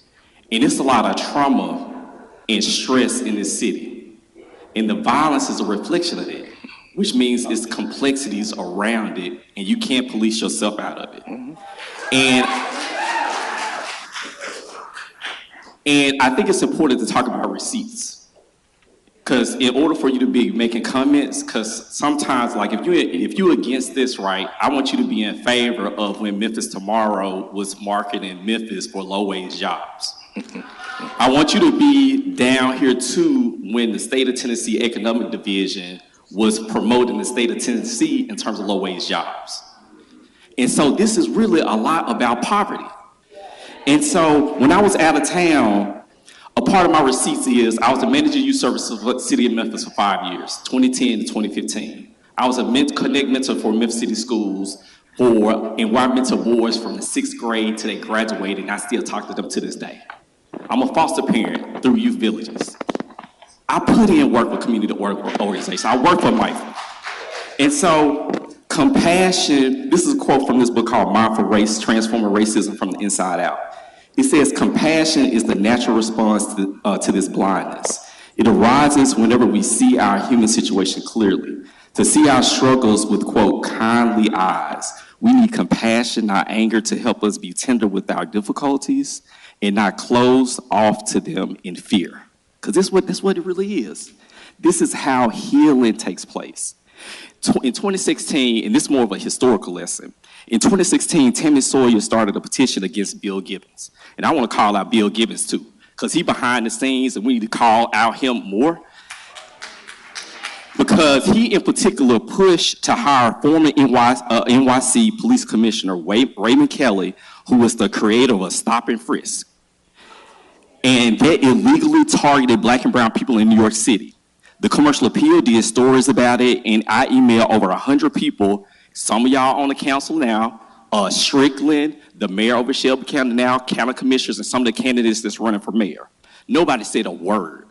And nobody responded, and Bill Gibbons moved forward with their plan. And this is what we feared, a Tyre Nichols death. And so, in conclusion, now with these ordinances, we're trying to work within a political system. Even though there are sections of the community who would rather get rid of current police form altogether. Just be honest. And redirect those resources back into community. So hopefully city council leaders who want to support the reclamation of our humanity, because that's really what it's about, will be on the right side of this issue. Because if not, people who value peace, compassion, and love like me are losing patience with working within this system that continuously puts us on the defense of surviving instead of thriving, which we deserve.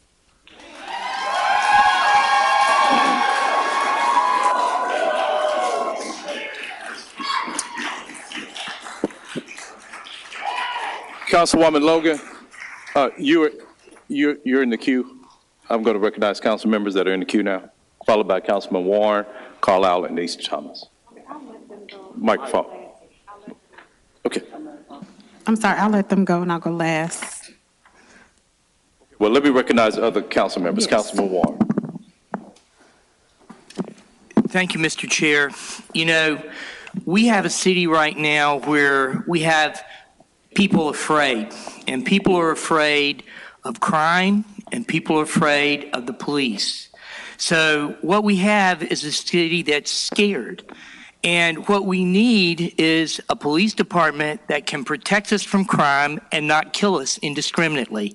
And I think that's what we're trying to do here with this way we've crafted this particular ordinance.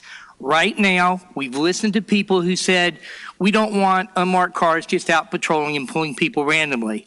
But we've also listened to our citizens who said, we want our police officers to be able to protect us when someone's doing something crazy and might put us in harm's way. So, in my mind, the way that we crafted this particular ordinance, we can do both. And I'm going to vote for this because it allows our police department in unmarked cars if somebody's doing something to pull people over. But it also, it doesn't mean unmarked cars can't pull anybody.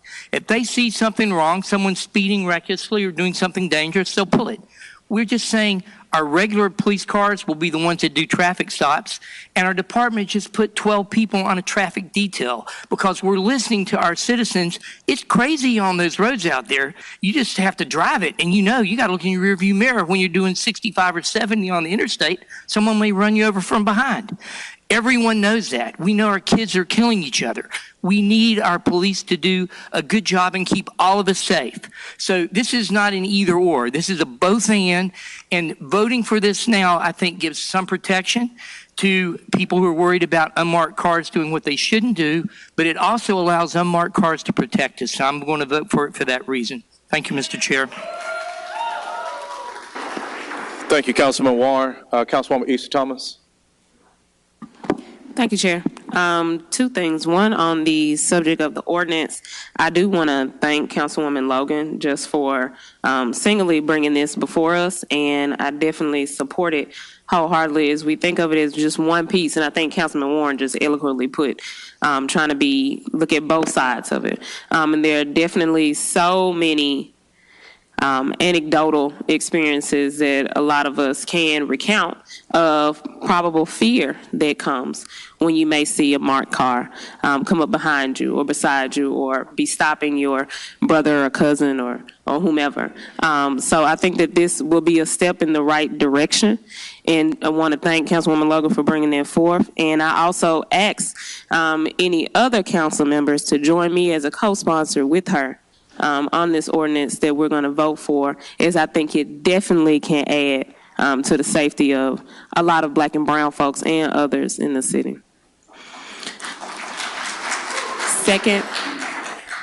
Secondly, Chair,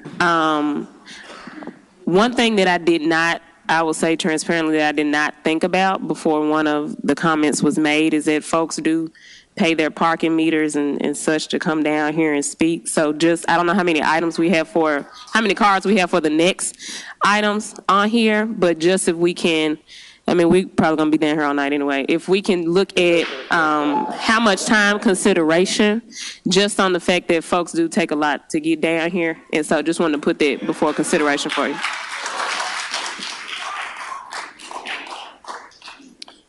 Thank you, Councilwoman East Thomas. Councilwoman Robinson. Thank you, Mr. Chair. I'd like to be added as a sponsor for this particular ordinance, and I too, like Jeff Warren, will be supporting this ordinance because it takes care of both ends of our spectrum. Thank you. Thank you. Thank you, Mr. Chairman. Councilman Smiley, would you read your amendment into the record if you don't mind? Do you have a copy? I think my colleagues were so eager to give me a copy of my amendment. Heavy is the crown of the Vice Chairman. Yeah, I don't need me today. Yeah, I'm doing what's right. Highlight. Excellent. Where is it at? Oh, okay. So I'm going to read the definition of exigent circumstances, which was added to this particular ordinance. Exigent circumstances means circumstances that would cause a reasonable person to believe that prompt action was necessary to prevent imminent danger to life or serious property damage. Thank you, Vice Chairman. Attorney Wade, if I could see you one more time.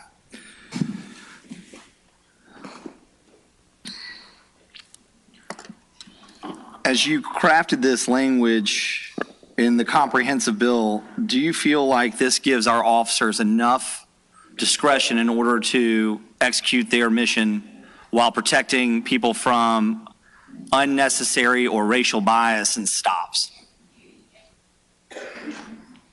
I think you're mixing things. I think Pretext. On a traffic stop, I think it does give them sufficient discretion and parameters of how to execute a traffic stop. Okay. Yeah, I have to agree with Councilman Warren. I think that this doesn't hinder. Chief Davis is our law enforcement expert. She's the chief law enforcement officer. She does not feel like this does anything to hinder her officer's ability to execute the law. And so for me, if I'm able to find a compromise between two parties, and most importantly, that the experts in the room feel like it doesn't do anything to hinder safety of citizens, I don't see anything wrong with it. And if it turns out as we collect data that it goes one way or the other, we can always come back and tweak policies and procedures. Officers have a duty under state law to intervene, not only in circumstances like Tyre Nichols where they're held accountable, but when someone's breaking the law. And they offer discretion, but ultimately they have a charge when they take an oath of office as post certified to execute when someone is breaking the law. So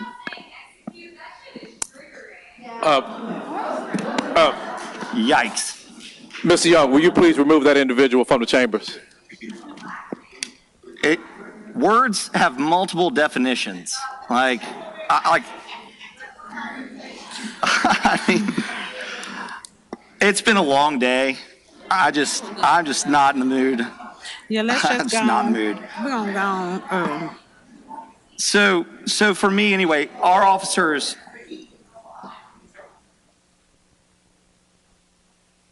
All right. Our officers have a duty to their oath and as certified peace officers in the state of Tennessee to execute state law. And so that also means a downward into anything that contravenes in local ordinances superseded by state law in the United States Constitution. So for me, I have no problem supporting this ordinance solely because the chief of police is comfortable with how it's written and that her officers will be able to do their job. So I'm going to be supporting it as well. Thank you, Mr. Chair. Thank you. I have 10 other cards here, so what I'm going to do, I'm going to ask if the individuals whose cards I have in my hand, if you have signed up to speak on additional items or not. So, Ms. Rucker, Tequila Rucker, have you signed up to speak on more than one item? Okay.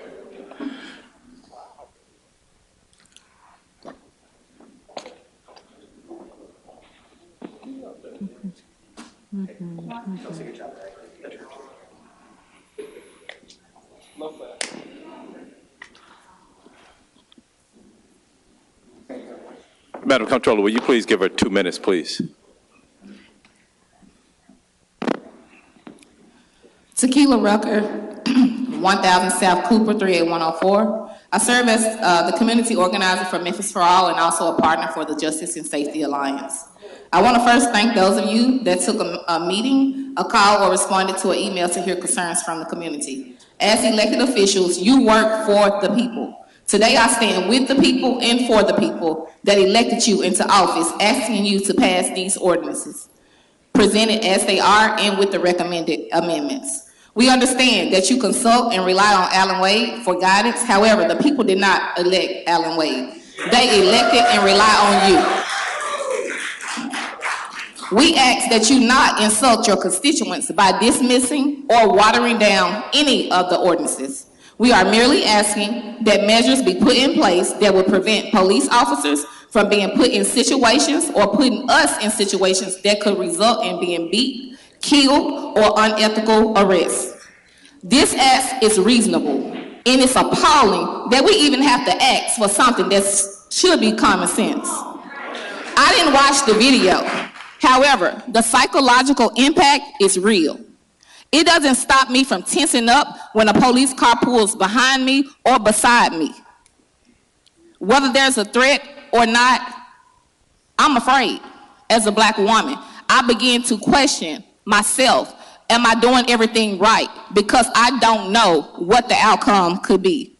The first steps to feeling safe within our community starts with you. And a vote against any of these ordinances and a vote for Allen Wade's ordinance is a vote against Tyre Nichols' family. Thank you.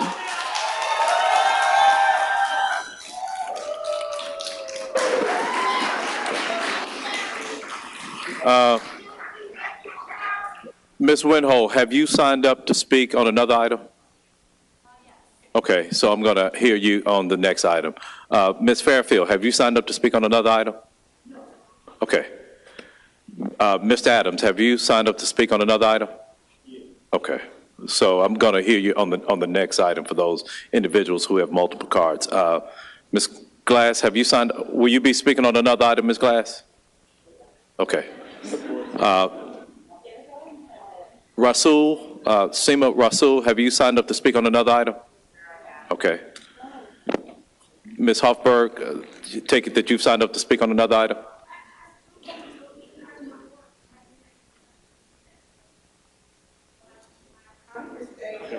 Okay. L. Charm. Okay. Have you signed up to speak on another item?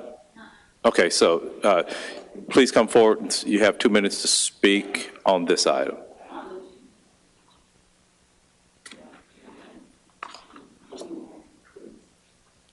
My name is El Charm. I live 3160 Spotswood, 38111. May 11th, 2021. I had to go to Little Rock for work. I work in Little Rock. And I drove across the bridge that morning with no incidents. By the time I was coming back to Memphis that night, the bridge was shut down because following a routine bridge inspection on the I-40 bridge, an engineer discovered a fracture that was so severe that he made a call to 911, and he said, "We've got to get people off of the bridge immediately." Nothing had happened. No one had been hurt. But we recognized that there was a situation that was potentially very dangerous and would have been very deadly. And we shut the bridge down for a very long time. Again, I work in Little Rock. I have to cross that bridge twice a day, most days. It was a long time. There's also been a long time that the police in Memphis have been killing people following pretextual traffic stops. Right now, you've got the people of Memphis on a bridge, and our bridge has a severe fracture in it. We've got to get people off this damn bridge. We've got to end pretextual traffic stops in the city of Memphis, and I would invite the people standing behind me who didn't take the time to learn about how poverty affects crime, who don't understand that it's not the communities that have the most cops that are the safest, but the communities that have the most resources who are the safest. I would invite them to take out a device that looks similar to this, pull up Google, and learn a couple things. Thanks, y'all.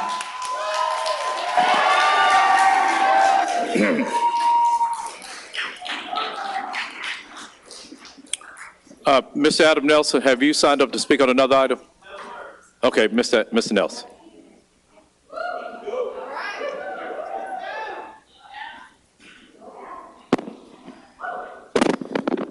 Thank you. I'm Adam Nelson, 1624 Faxon. The main thing that I want you to understand today is that you received a letter from Mayor Strickland this morning that made some claims about these ordinances, and I want to correct the record. a reference to a statute about unmarked cars is misquoted. The statute cited says basically that sheriff's departments have to mark certain vehicles in a certain way, and that no other law enforcement agency could use the sheriff's emblems on their own vehicles. The administration is misquoting subsection B, which reads, "Nothing in this section shall prohibit a county sheriff's department from operating unmarked cars for undercover or other purposes." So the statute does not apply to MPD in the first place. Furthermore, the language, quote, "for any purpose," quote, does not appear in the statute. The idea that MPD is allowed to use unmarked cars for any purpose is ridiculous. Obviously, they can't use unmarked cars for illegal purposes, and if the council were to prohibit the use of unmarked cars to effect traffic stops, as the ordinance would do, that would make such use of unmarked cars illegal. Furthermore, the Wade ordinance that purports to capture the spirit of these ordinances does not do so. It strips them of all of the components that are the most important to all the community people gathered here today. Please do not fall for that trick. Please pass the ordinances with the amendments that we have recommended and honor your duty to the people of Memphis. Thank you. Thank you.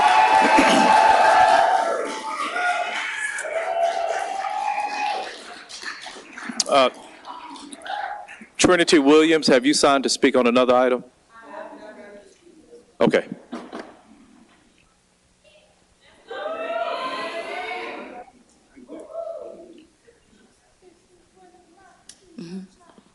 My name is Trinity Williams, 2000 North Parkway, 38112. Good afternoon. I'm a current Rose student at Rose College, and I'm speaking to you to urge you to vote to pass these ordinances to end the use of unmarked cars and plainclothes police officers to make the city safer. By passing these ordinances, the council will take another step closer in fulfilling the promise to act in the best interests of the citizens of Memphis. And these ordinances call for an end to the abusive, discriminatory, and violent policing culture onto Black and brown bodies in Memphis, but also provides a much more just system to Memphis at large.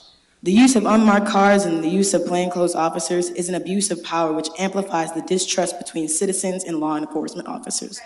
As a Black person who loves this community, I want to be able to make my family proud and receive a strong education from my college without fearing unjust and biased police violence. Passing these ordinances sets a precedent to combat the expansion of abusive policing culture onto campus universities. And without these ordinances passed, it is injustice to those who have lost their lives to police brutality. It is an injustice to those who are living within police brutality. It is an injustice to those within the Memphis community. And as MLK has said, an injustice anywhere is an injustice everywhere. And to vote yes on these ordinances to end the injustice and to be on the right side of history. Thank you. Thank you.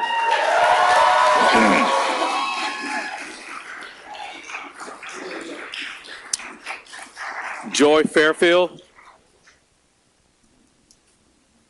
Hi, I'm Joy Brooke Fairfield. Like Trinity, who spoke before me, I'm also at 2000 North Parkway, 38112. I'm going to be brief. I wanted to share with this body that I personally was stopped by an unmarked car 2 weeks ago on the way to this particular meeting. I think someone else spoke about my situation then.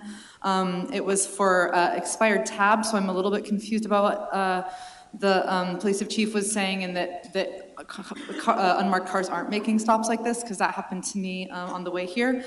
My tabs were expired, that's my error, but did I really need 5 cop cars suddenly behind me shutting off Adams Avenue and scaring me?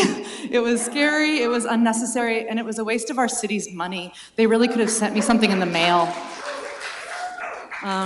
Research from my own PhD institution, Stanford, studied 100 million traffic stops and found that Black and brown motorists are about 2 times more likely to be stopped than I am, despite me, as a white person, being much more likely to be carrying contraband. That's the science, that's the study. White people are more likely to be carrying guns and drugs. But are they stopped? No.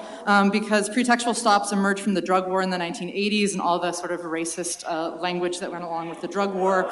They are still being used to enact war on our citizens through surveillance, through the threat of physical violence, and through the economic injustice that comes from these kinds of stops. Research indicates that the only way to reduce police brutality is to lower the number of incidents between police and Black and brown people. So I think maybe you've read this data already, but in Los Angeles, after ordinances like this were passed, traffic stops went down from 21% to 12% for minor violations like this in just 6 months. So it was a reduction of the amount of incidents in which people were brought into contact with the police, and that is all we have found that is going to keep violence from happening to Black and brown people at the hands of police. Fewer stops.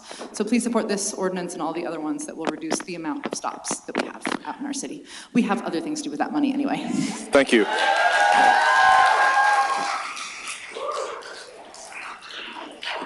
Okay, Ms. Hoffberg, you spoke on another item, so I'm going to call for the question on this. Madam Comptroller, will you please prepare the screens for the vote?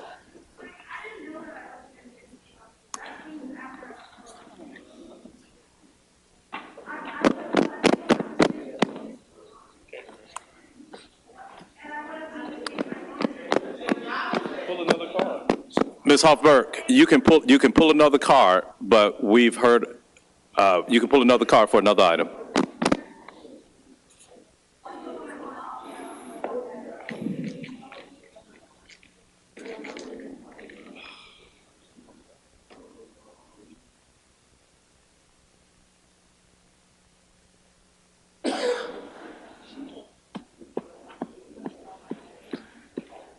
Council members, will you please cast your votes if you haven't already?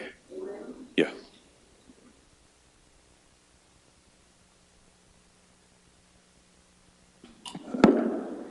Canali, yes. Carlisle, yes. Colvette, yes. Easter Thomas, yes. Ford, yes. Johnson, yes. Logan, yes. Morgan, no. Robinson, yes. Vice Chairman Smiley, yes. Swearingen Washington, yes. Warren, yes. Chairman Jones, yes. That item passes.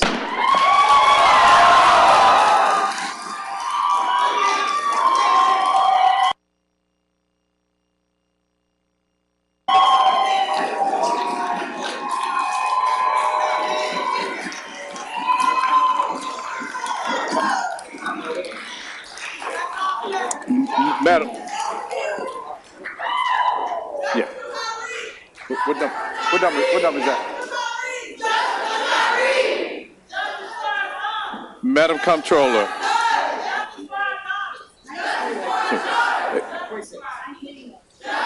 No. Madam Comptroller, will you please call item?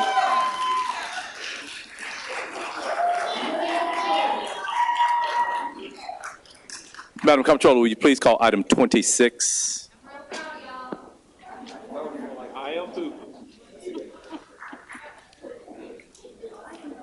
Item number 26 is a resolution establishing a Parks Restoration Fund and reallocating and reappropriating $500,000 from FY23 CIP budget.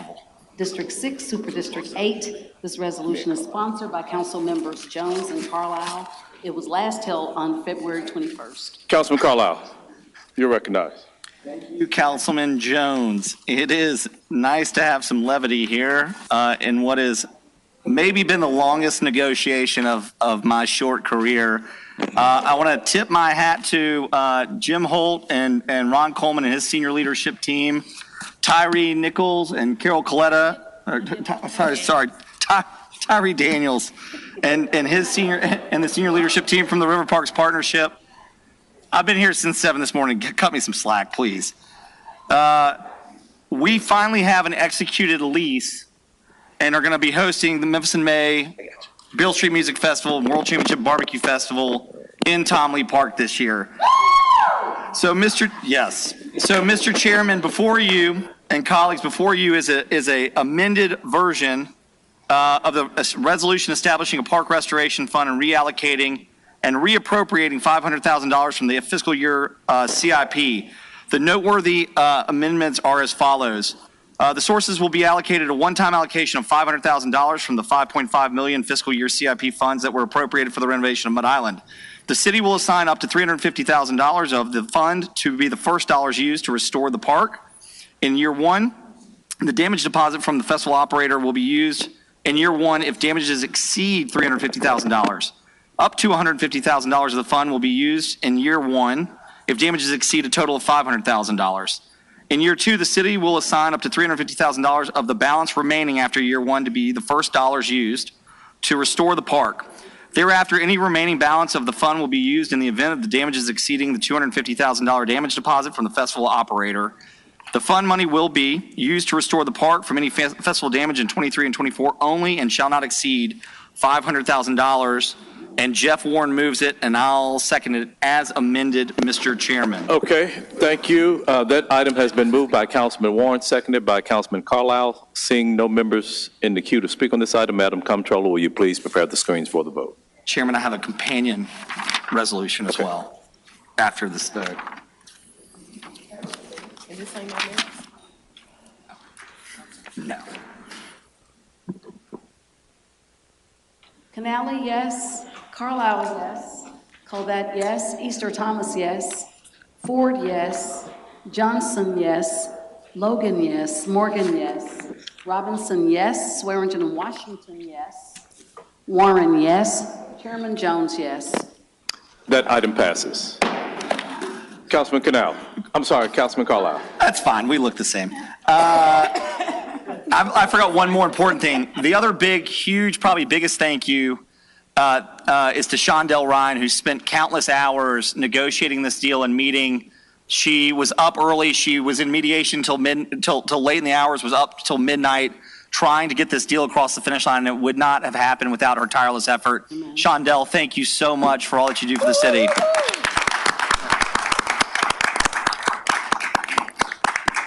Mr. Chairman, I move to suspend the rules to add item 39. 39? Yeah, we're doing it. Yes, 39.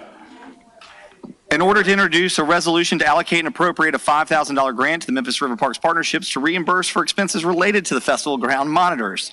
So if you all will, and I'll move that, Mr. Chairman, if there's without objection. If there's no objection, the rules are suspended in order to take up item number 39. Councilman Carlisle. Thank you, Mr. Chairman. Colleagues, if you'll remember, as we narrowed in on the last few items in order to get a deal across the finish line for the festival to be successful, I agreed on your behalf to reimburse the expenses to make sure that the Cutbank Bluff and areas around it for ADA access were properly monitored. And so we are going to grant up to $5,000 for any expenses that will be demonstrated by the partnership for that sponsoring, and it's as simple as that. I'll happy to answer any questions. It's coming out of the unassigned fund balance. Okay. That item has been moved electronically by Councilman Carlisle, seconded by Councilman Warren. Seeing no members in the queue to speak on this item, Madam Comptroller, will you please prepare the screens for the vote?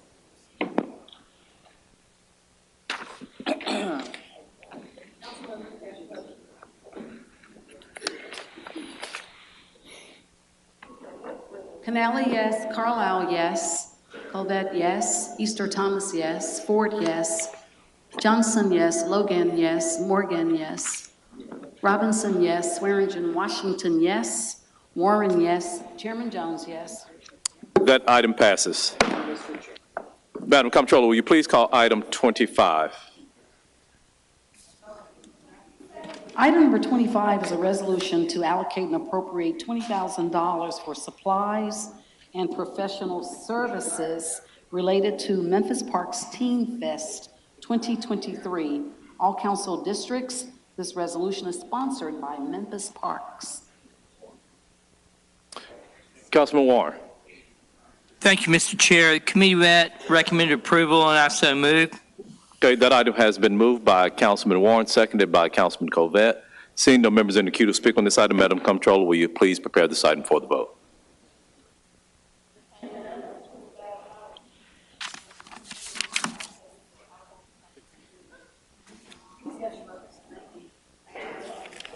Canali, yes. Carlisle, yes.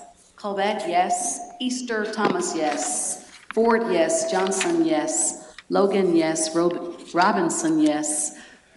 Swearingen, Washington, yes. Warren, yes. Chairman Jones, yes. That item passes. Madam Comptroller, will you please call item 19?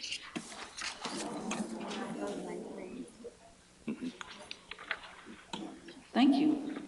Item number 19 is an ordinance to establish a public safety reporting protocol in regard to the disposition by the Memphis Police Department of recommendations by the Civilian Law Enforcement Review Board, better known as CLERB, to the Memphis Police Department regarding CLERB's disposition of complaints involving police misconduct, the use of deadly force by police officers, and deaths and injuries of persons occurring while in police custody.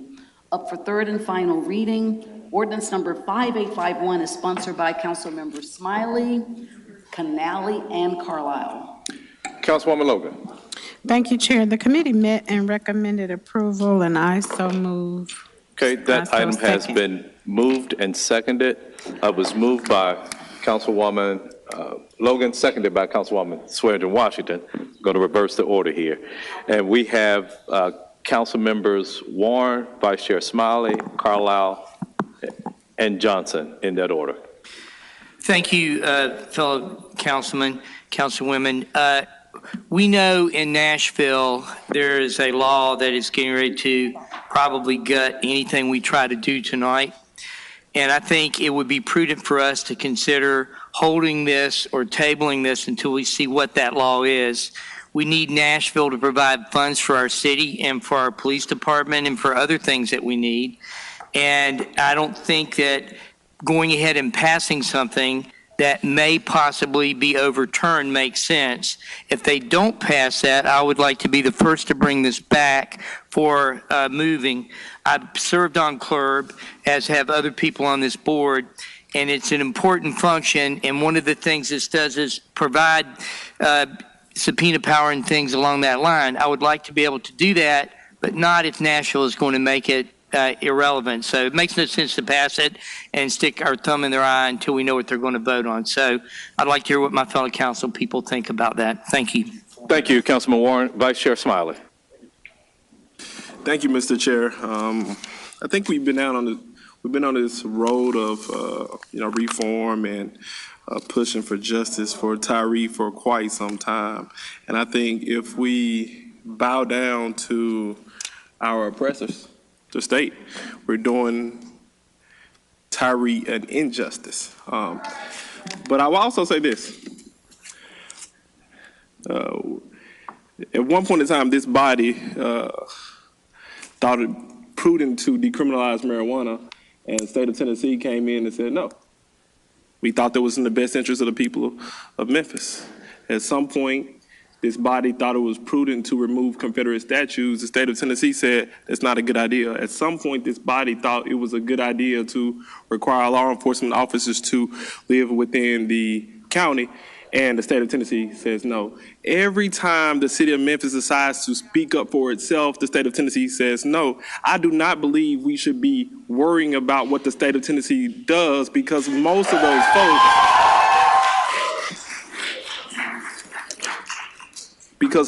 folks, and I've listened to them, I've traveled across the state, they speak as if the city of Memphis is his stepchild. They talk about our city as if we're only a blip on the map.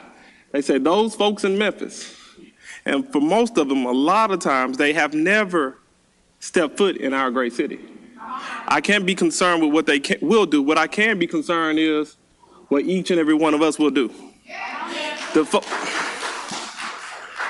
folks out here who have consistently showed up before Tyre Nichols, have consistently showed up while Tyre Nichols was going through it, have consistently showed up the first reading, the second reading, the third reading. I think we were doing them an injustice. We're telling them that they don't matter. We're telling them that Tyre Nichols don't matter.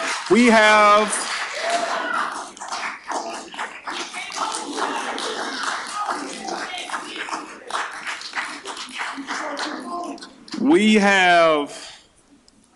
an obligation here today. And it's not about whether the state will overturn us. It's about to the people here. It's about to the people who call the city of Memphis home. Our obligation is to pass meaningful reform. And I'm not sure if Reverend Johnson is here. He just walked in.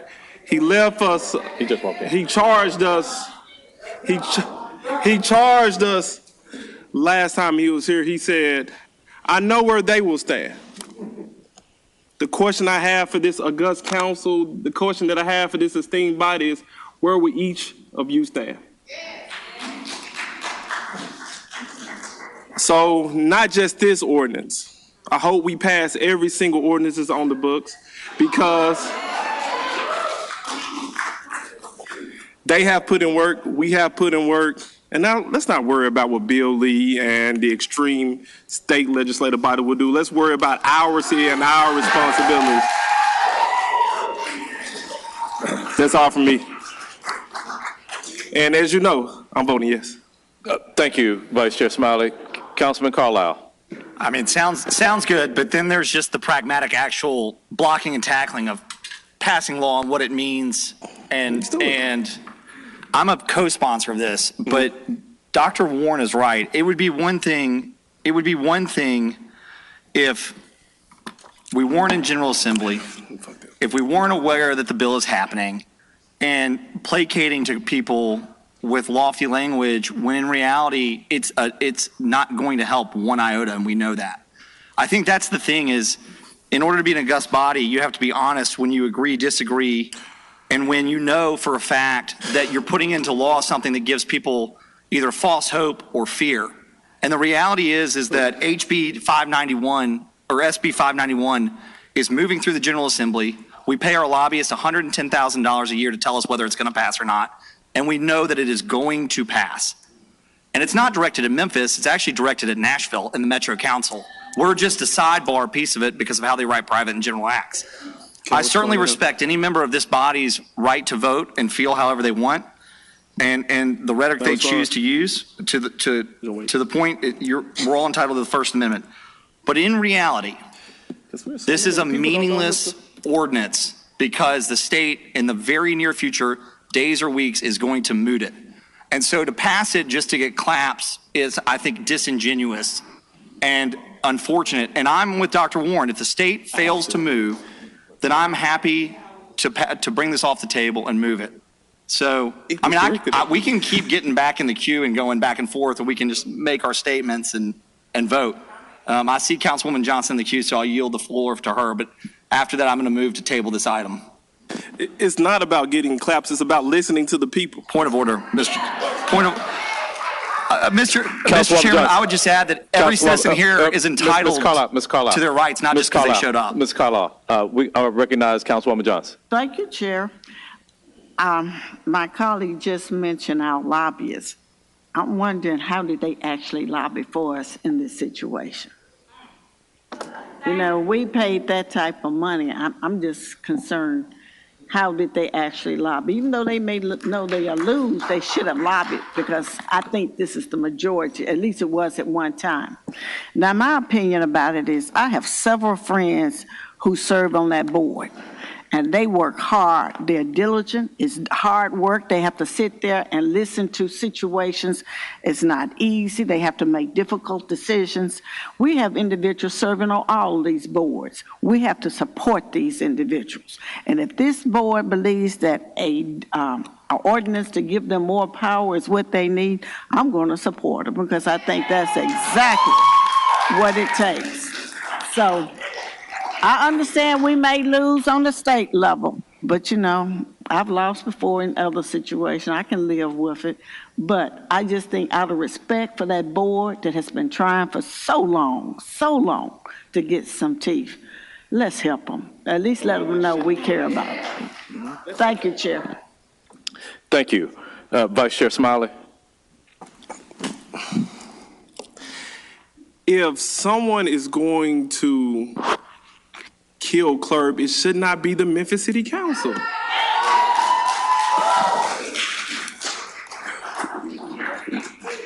Retired police officer Kirkwood came right here and told this body what we need to be doing for CLERB. And now we're trying to say, hey, the state may pass a law that, put CLERB to bed. But the problem is, there is no law in place right now. Guess who has the ability to put law in place? This body.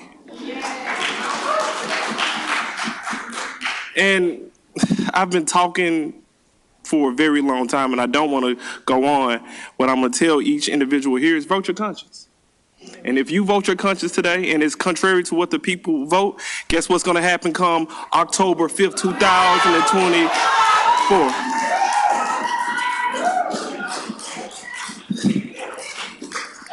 They're waving at you because what they're going to do is they're going to send you home. You have to vote your conscience here today, and I hope your conscience on the side of the people. Thank you. Councilman Carlisle. Thank you, Chairman Jones. How many members of this body, since this CLERB law at the state legislature is called a state legislator or driven to Nashville? Right. I'll be up there on the 15th. I hear you, but that's my point. That's my point is we talk about, we make comments like that, but in reality, no one has reached out. And you asked about the lobbyists. Who's reached out to our lobbyists to say work against this? Like, so that's my point is here we are, and I'm not saying we shouldn't do this. I'm saying we should table the bill and see what happens over the next 2 to 4 weeks in the General Assembly. But if you want to placate, that's fine. I mean, that's fine. Okay. So, audience, please. Councilman Warren, were you done? I'm good. Thanks, Chairman. Councilman Warren. Thank you, Mr. Chair. You know, we worked hard as a council to pass ordinances to stop a pipeline from going through an African-American community. We did that, and we had 3 ordinances that we worked on, you know, but we had our attorney who told us, you know, I've got to get you something that's going to go up there and be bulletproof in Nashville. And what happened is the ones that I worked on, I tabled because it wasn't going to be good enough to make it through Nashville. And the other one that we put up there, they negated it that same year, but they didn't negate the ordinance that we had from our lawyers. So we still have some protection from pipelines. This is the same sort of situation. I mean, I'm all for this ordinance, but I think all it does, if they pass a law, is we sort of spit in their face and say, we know you're going to do it, so here, man. It's childish. And in my mind, you know, we all can be grown-ups and think about the long-term situation here. I mean, it feels good to pass it, but, you know, doggone, it's not like removing the statues. We got those gone. Okay, we did it when they weren't in place. This is not going to happen. If the law doesn't pass, I'll be the first one to bring it back, but I'm going to vote against it because I don't want to spit in the face of people that I'm going to need their help to help our community with. So that's what I'm doing. This is all about long term. It's not about short term. It's like we have to work with Nashville. We need state money coming back. They're a Republican legislature up there. We have to figure out how to deal with them without making them hate us. And, you know, we've got enough of that going on. So that's where I'm at. All right. Thank you, Mr. Chair. Thank you. Councilman Morgan. Thank you, Mr. Chair. Thank you, Mr. Chair. On top of that, if we do delay a month or 6 weeks, we have a CLERB ordinance that is already in existence. I think it is best, and this should have been done from the get-go, to amend or add on to whatever changes this body deems should be made to CLERB through the CLERB ordinance that already exists.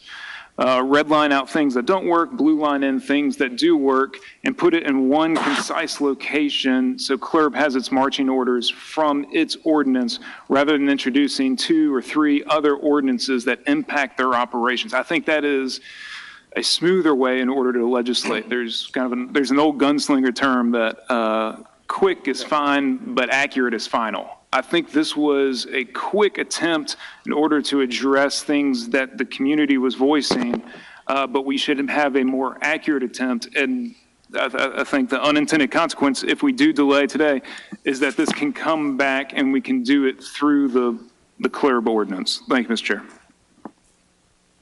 Thank you. Thank you, Councilman Morgan. Councilwoman Robbins. Thank you, Mr. Chair, and I appreciate the words of the other council people. If you know me, you know that I try to work on behalf of the people. I remember Colonel Kirkwood standing right here saying, I need some help. And to our community, and for us to say that we're spitting in the faces of the people in Nashville. I don't think that's true. I believe that we should take a vote on this item. I believe that we should support our community, and all our vote says is that this is what we want for our community. We're not saying we hate you, we don't like what you're doing. We're just saying we are representing our community and this is our voice. It doesn't say that we are disagreeing and falling out with anybody. All it says is that we had our community to come to us. They said to us, this is what they want. This council is responsible to say what our voice is, and we shouldn't be afraid to say what our voice is. And it's good for them to know where we are. And if they decide, whoever they are, that that's not what they want, that's their voice. But this is our voice today. And I believe that we should give CLERB some teeth. Thank you.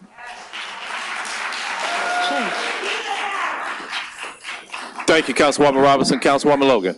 Thank you, Chair. I just wanted to say that I'm actually on the CLERB board and work with Colonel Kirkwood, Pastor Kirkwood, and the other members. It's a very diverse board, and everyone on that board takes what they do very seriously, and I take them seriously. And so, I think that if the board was set up for the citizens, for the city, for transparency, and to make certain that the citizens of Memphis have a place to go, that they can be heard when they feel that they have been wronged, we should support that. And I understand that there's a pending legislation on the statewide, but it's not, I don't think it's up to us to monitor and watch that and determine on what we're going to do by what they're going to do.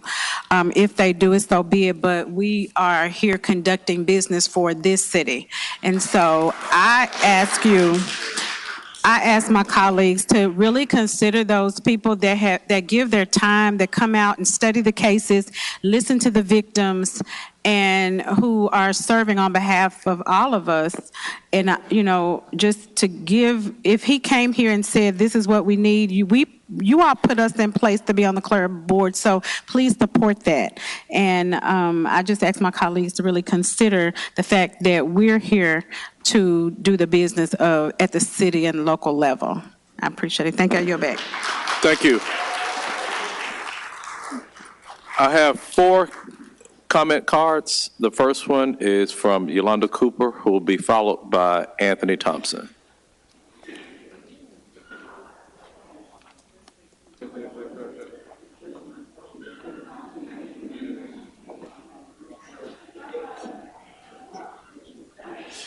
Ms. Cooper, please provide your name and address for the record. My name is Yolanda Cooper, and my address is 4072 Shirley Drive. My zip code is 38109.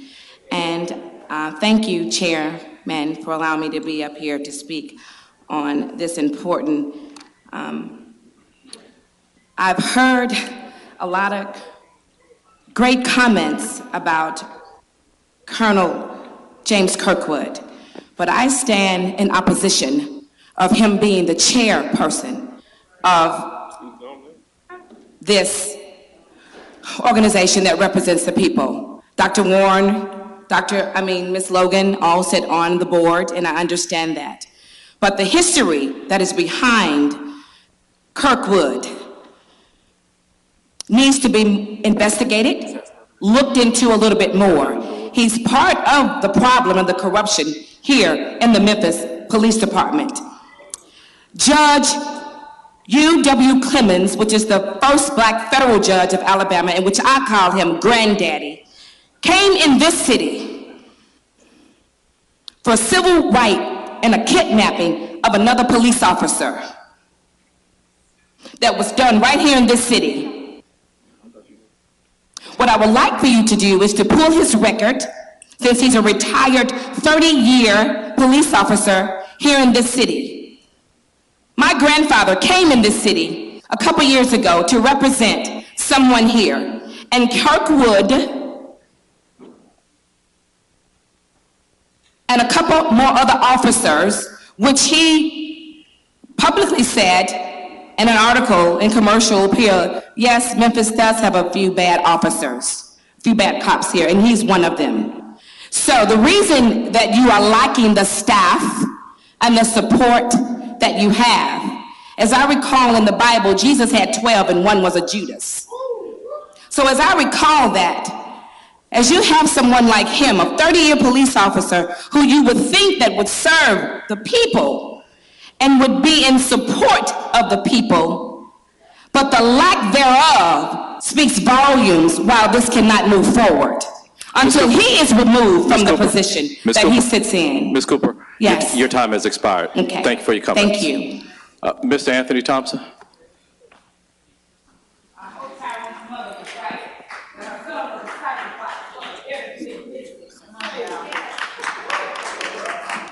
What the world? Who knows? Good evening. Anthony Thompson, 3944 Otter Drive, 38128. Thank you, Mr. Chairman.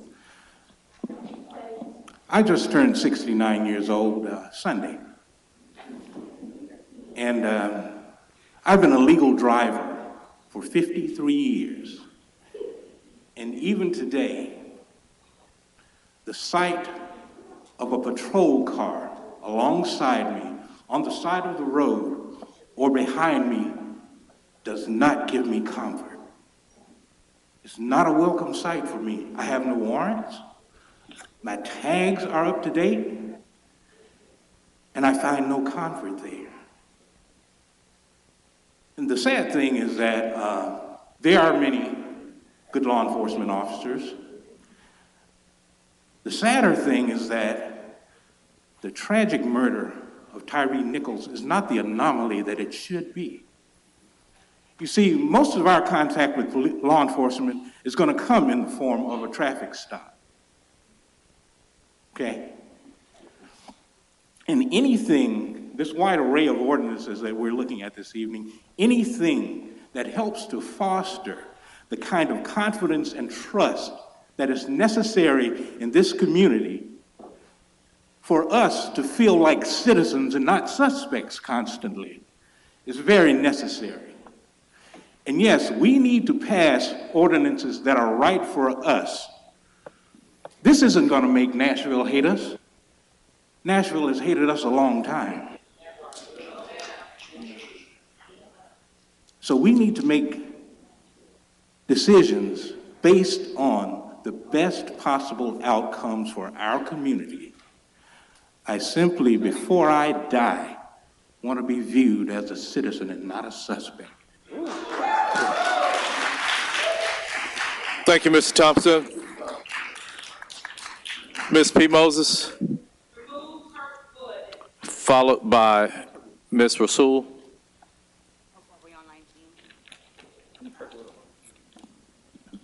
I already said my name, so but I'll say it again, and I'm talking to the council, but since I finally get a chance. Ms. Moses, just state your name and address for the record. P. Moses, 2383 Jackson. Okay. I'm talking to the council, but now since I finally get to lay eyes on Ms. C.J. Davis, I hope you'll hear me loud and clear, as well as your commanding staff behind you.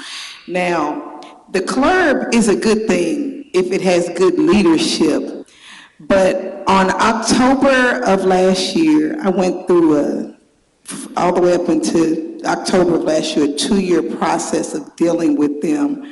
And there was a complaint that I filed with the Internal Affairs Department that made it to CLERB, and it fell on deaf ears. It was from that same precinct, the Hickory Ridge Station. So I say that to say the lady that just left is not just somebody blowing up steam. There's a problem with that precinct, and Ms. Robinson, you know too, because I talked to somebody for an hour the other night that said they talked to you about it 2 years ago. So there's a breakdown and a problem with CLERB and Internal Affairs. Your Internal Affairs Department ain't shit. I'm telling you that now.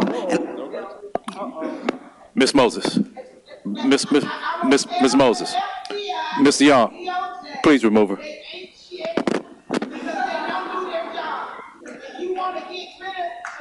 Our next speaker is Miss Rasul.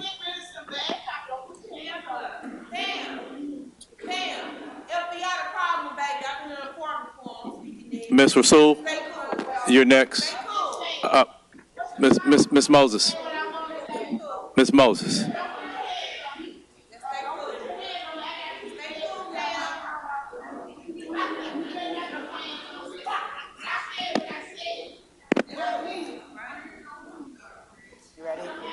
Yes, ma'am. Lift up the mic. What?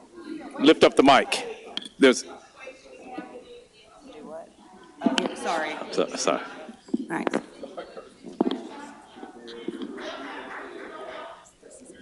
Seema Rasul, 19 South Tucker, Memphis 38104. Let me apologize for my reaction earlier.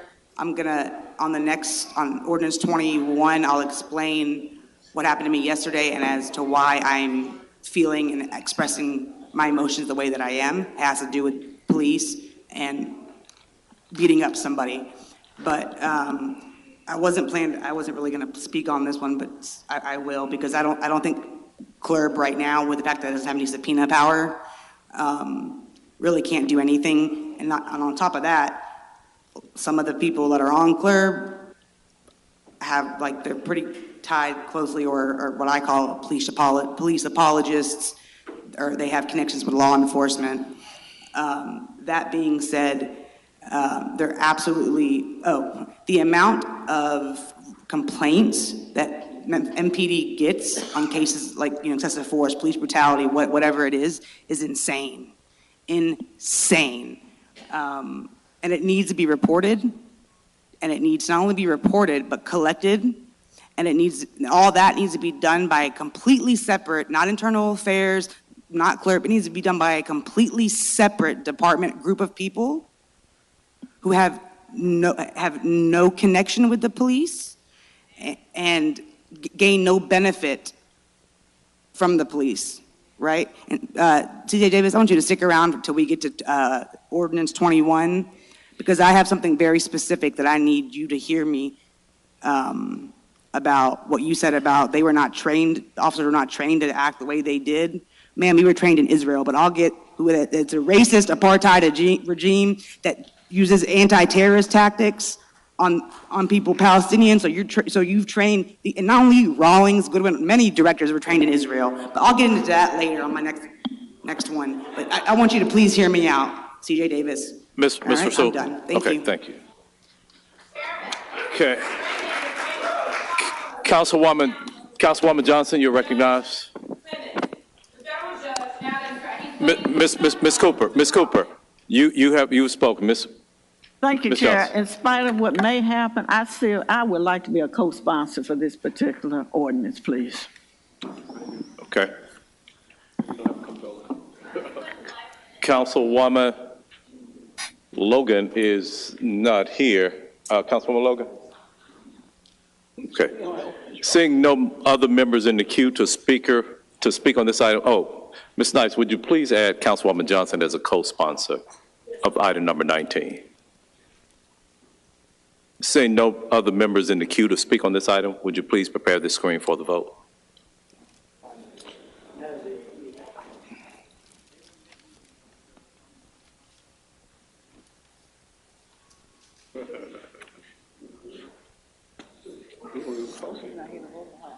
Nobody even here.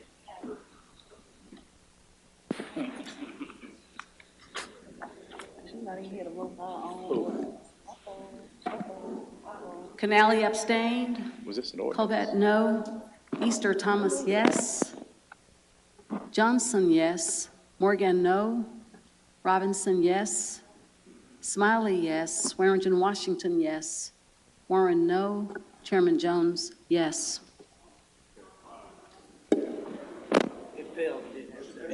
It does. I'm going to allow, Councilwoman Logan, would you like to cast a vote on this item?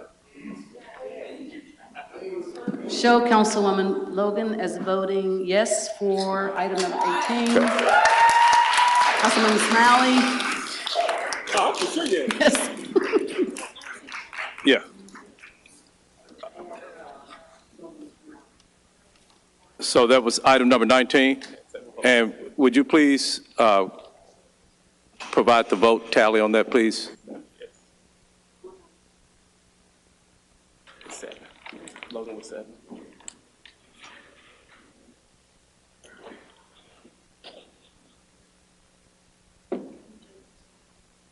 Mr. Chairman, the votes for that item: Canali abstained, Carlisle no vote, Covette no, Easter Thomas yes, Ford is not a seat, Johnson yes, Logan yes, Morgan no. Passed 7.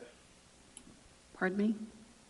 No, you can continue. Robinson yes, Smiley yes, Swearingen Washington yes, Warren no, Chairman Jones yes. So 7 votes? That's correct. Okay, that item passes.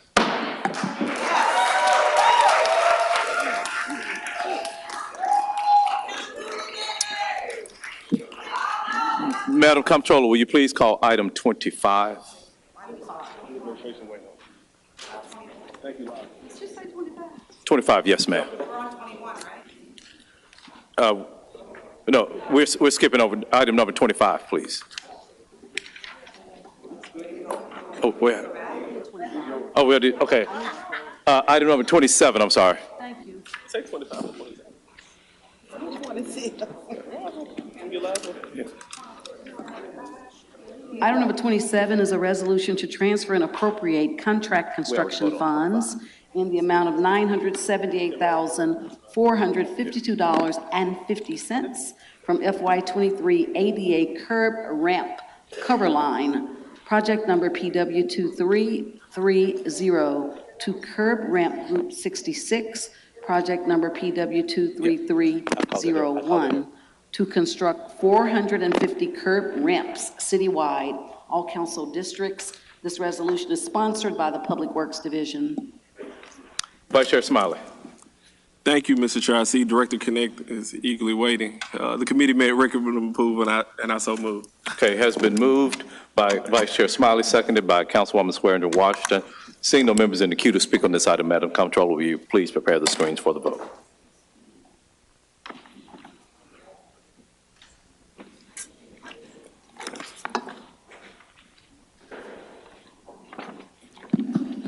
Covette, yes. Easter Thomas, yes. Logan, yes. Robinson, yes. Vice Chairman Smiley, yes. Swearingen Washington, yes.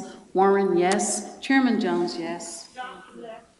Johnson, yes. Thank you. And also Mr. Canali, yes. Okay, that item passes. Madam Comptroller, will you please call item 20? Item number 20 is an ordinance to establish an independent review process of Memphis Police Department incidents involving the use of excessive, unnecessary, and/or deadly force by police officers and deaths or serious injuries of persons occurring while in police custody. Up for third and final reading, ordinance number 5852 is sponsored by council members Smiley, Carlisle, and Logan. Okay. Councilwoman Logan. Thank you, Chair. The committee met, recommended approval, and I so move.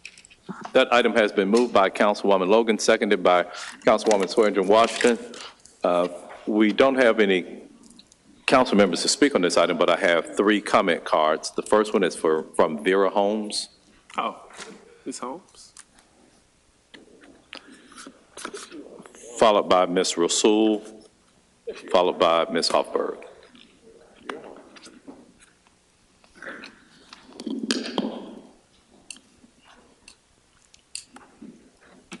My name is Vera Holmes.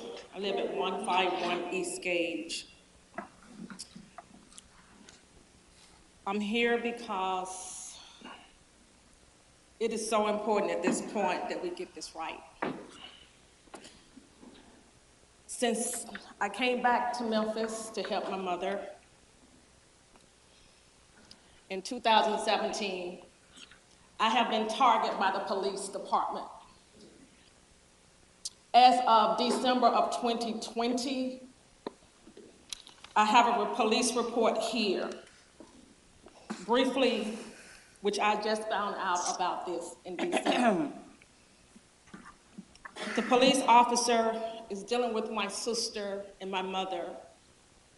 It's a family dispute. I love my sister and I love my brother, but the police officer stated that the officer advised complaint Mary Webb, which is a former police officer, that when she was ready to put other Vera homes out of the house, to call the police for assistance. Let me be clear. Ms. Holmes. They have been, Ms. Holmes, have been to the house so many times. I have been to the court. I have been arrested. September the 25th. Every last one of you guys know who I am. I don't need your money. You got my time, you got my talent, and I'm about business. Captain, I'm here to help assist. I'm here to help assist. But when you come into my house with guns and wake me up out of my bed, and you threaten me and I cannot see my mom ass up today, it's a problem. And I have not tapped into my resources. But we gotta get this right. Because I'm not a thug, I'm not a criminal. I'm from Memphis, Tennessee. I graduated from Carver High School, went to University of Memphis, former Lady Tiger basketball player. My husband did 30 years in the military. Ms. Holmes. We're about business. Ms. Holmes, I need you to conclude. I need you to conclude your statements. Change must be done now. The police, what they are doing, I have a list. They have been to the house so many times. They have threatened me. They have called me and threatened me. I have videos. I'm not a thug. Captain, I need your help. Ms. Holmes. I need your help. Ms. Holmes, thank you for your comments.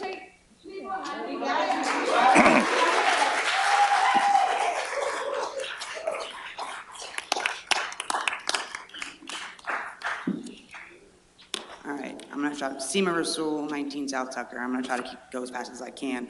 Real quick, I've said this before, to anyone here that thinks more cops is gonna solve the problem, they don't. No correlation, data is proven. More cops does not mean less crime, so we need to stop funding the cops so much.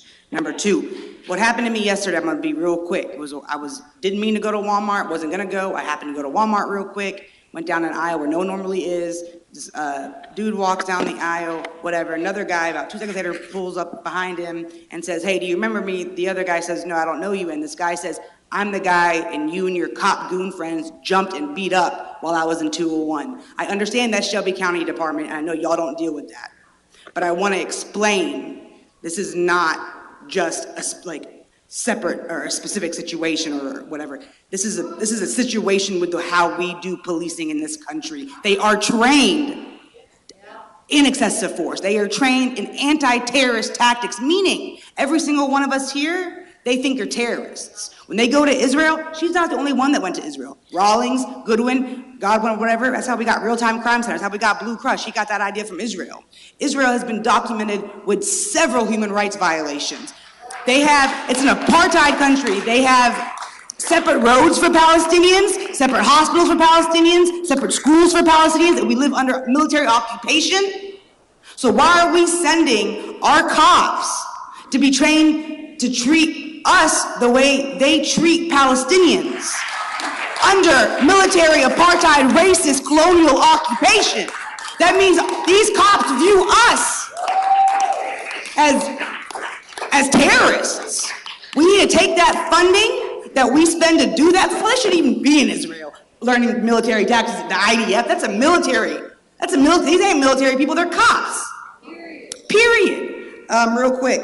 And I'm gonna make sure that the guy at Walmart, we're gonna make sure he's safe. So if anyone sends their cop goon friends After this guy that confronted this cop, I got him to stop and not hurt not hurt the cop. I promise you we're gonna find out if that man gets hurt. And we're gonna hold that cop accountable. We're gonna deal with Sheriff Bonner about that. And just Mr. wanna make sure. I know, I'm almost done. Look up the Deadly Exchange Program if you want to learn about how we train cops in Israel. It's called the Deadly Exchange Program. Thank you. I'm done. Ms. Hoffberg. Hi, Beth Hoffberg, 717 South Riverside Drive 38103.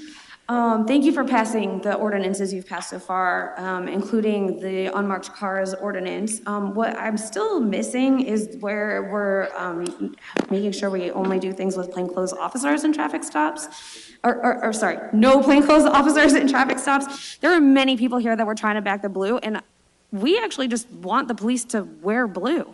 Like, we want to know that they're police. Also, where did all those people go? Do they don't care about these other ordinances? I'm just confused why they only cared about that one. Another part of the language, and as we're working through these ordinances, I just really want to make sure that all this work that we're doing is not going to just go to waste when the new, supposedly Tyre Nichols ordinance is going to get probably passed and repeal all of these things. So I'm just urging you that when you're talking about looking at this language, that you really consider it intentionally. For example, a reasonable person. So we're assuming we know we need ordinance 20 because the cops aren't reasonable people. There were 17 people on scene. Were they reasonable people? Also, we have talked multiple times about how there was going to be hiring, and Councilman Carlisle, I don't see hiring in any of the ordinances now. You said last time that I was here that we were going to have that. It's still not here. I'm also still wondering, where are we getting the disbandment of MGU and OCU? Because if we're doing this review, we would know that there's excessive and unnecessary and deadly force by police officers because of the MCU and the OGU and the other specialized units. So let's get rid of those. And I'll yield the rest of my time. Thank you. Thank you. Councilman Carlisle. Thank you. Hey, on the hiring, it was easier because of the caption. It's easier to just bring it as a totally separate ordinance. So it's going to come as a completely separate ordinance to have our hiring practices on an annual review as well. It was harder to amend based on the caption of the police training bill. So it's just going to come as a totally separate ordinance. Because I didn't put it in. Because I'm choosing not to put it in there. You have my word that we are going to bring an ordinance that will require them to audit the best practices for recruiting and hiring. Okay?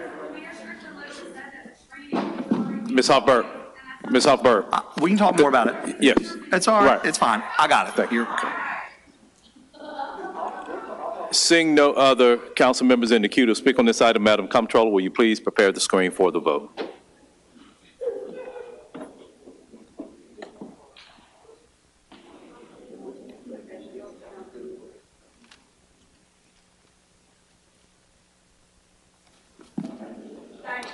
Kennelly, yes. Carlisle, yes. Easter Thomas, yes.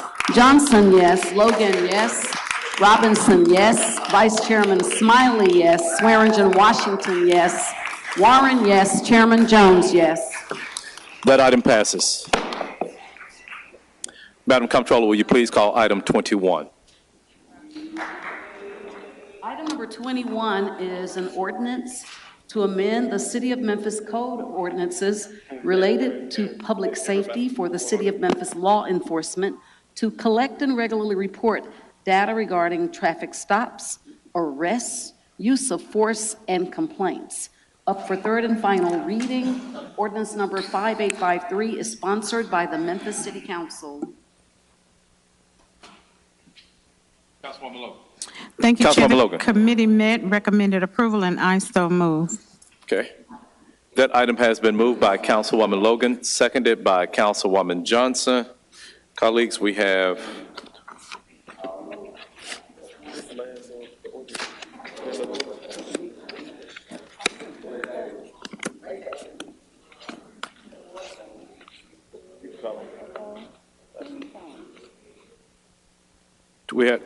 colleagues, we have 21 cards.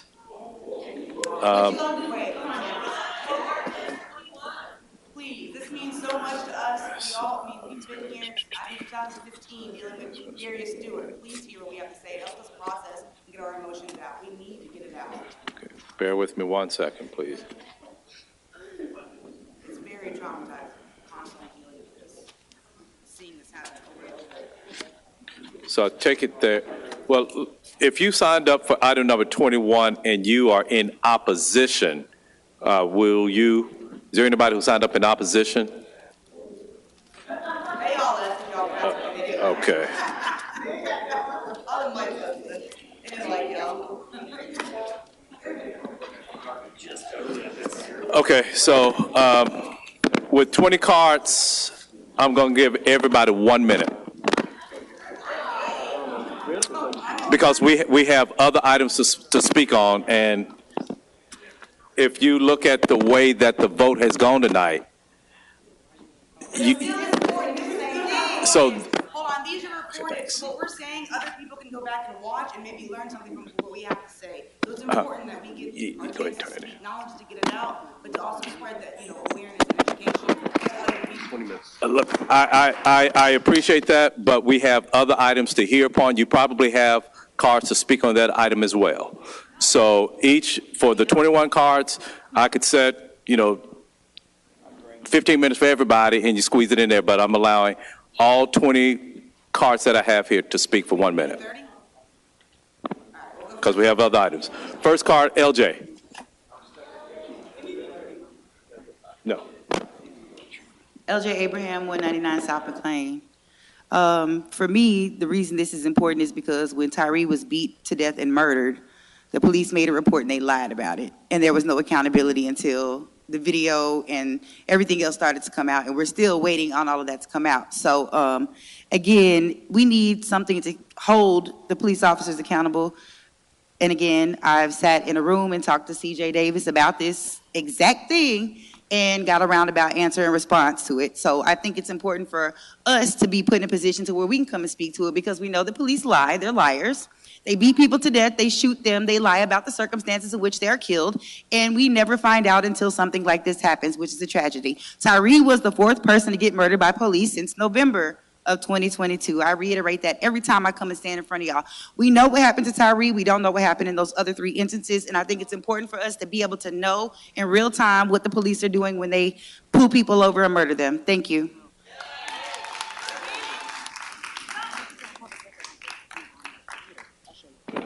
Ms. Sherman, Amber Sherman. Followed by Carolyn Burr. And then Theron Bond.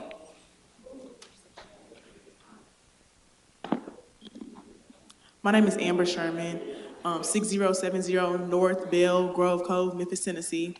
I hope the council recognizes that this is a new day for the city of Memphis. The amount of folks that have continued to show up over and over again, that's not gonna stop.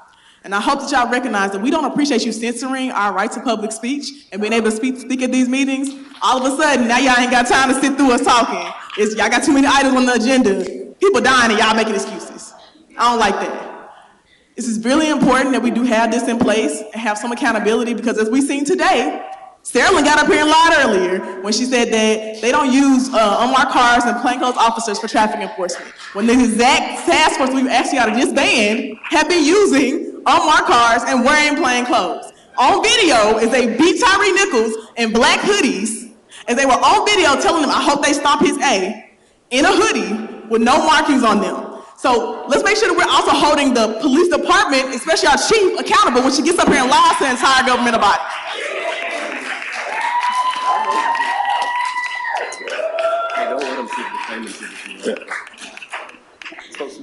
Ms. Burr. Carolyn Burr, 2972 Millers Pond Drive. I was only planning to speak once today, so I don't have much to say, except I've got here on my phone Nashville's data dashboard. It's so easy to use. I'm using it on my phone to find answers. Nashville can do it, Memphis can do it. Thank you, Ms. Burr.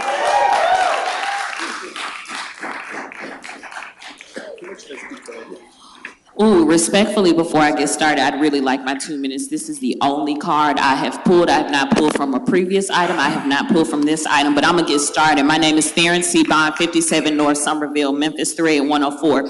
In this moment and for generations to come, we need to be very careful about the message we send to the outside world about Memphis and the social, emotional impact decisions have on our residents. Memphis could be known for progress, policy, and police reform, but instead Memphis is currently known for barbecue blues and beating Tyre Nichols to death. How much is your courage worth? It doesn't have to be this way. The mayor can show leadership and honor the demands of the people. The police chief can show leadership and honor the demands of the people. This council can show leadership and honor the demands of the people today. We asked for video, we were told to wait. We asked for the names, we were told to wait. We asked for justice, we waited, and this city, our beloved Memphis, is playing in our face with only 7 fired, 3 suspended, 2 with charges dropped, and 1 allowed to retire and receive their pension. Those are our tax dollars before being fired. We paid for murderers. That's not something I subscribe to. That's not what I want on my conscience. Do you? In the words of the late, great Reverend Dr. Martin Luther King Jr., justice too long denied is justice denied. When you are forever fighting a degenerating sense of nobodiness, then you will find it difficult to wait. We cannot wait any longer. We can't wait for Mayor Strickland to become available for the general public because he doesn't want to be. We cannot wait for... Ms. Bond.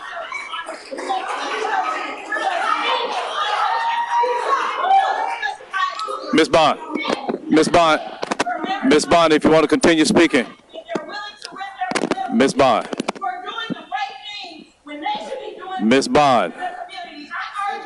Ms. Bond. Ms. Bond.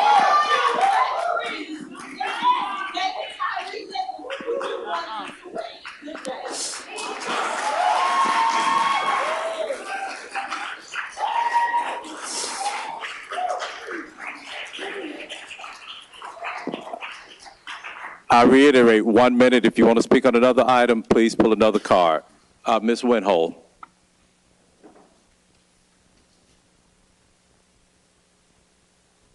Parkway 38112. I want to talk a little bit about the amount of work it would take to implement this ordinance because the arguments saying it takes too long, honestly, I don't buy it at all, actually. I have a background in tech, and I know that we can't do this argument. It's too hard. I know the ways that the exclusivity of technical knowledge is leveraged to obscure the facts, when in reality, it's often not expensive at all to build a tool that connects the dots in the data, gets things done. And what this is, it's a power play and a tactic that really just signals a lack of political or financial will to get it done. And this claim is especially absurd given how much money we have and continue to pour into mass surveillance technology that's used to target, harass, and control Black and brown people. And I don't want to live in a militarized police state. And this one time that we're asking for data to be used to provide transparency and accountability, I'm asking you to find the will and find a way to make it happen. Thank you. Next cards I have Mr. Josh Adams, followed by Mr. Paul Garner and Chelsea Glass.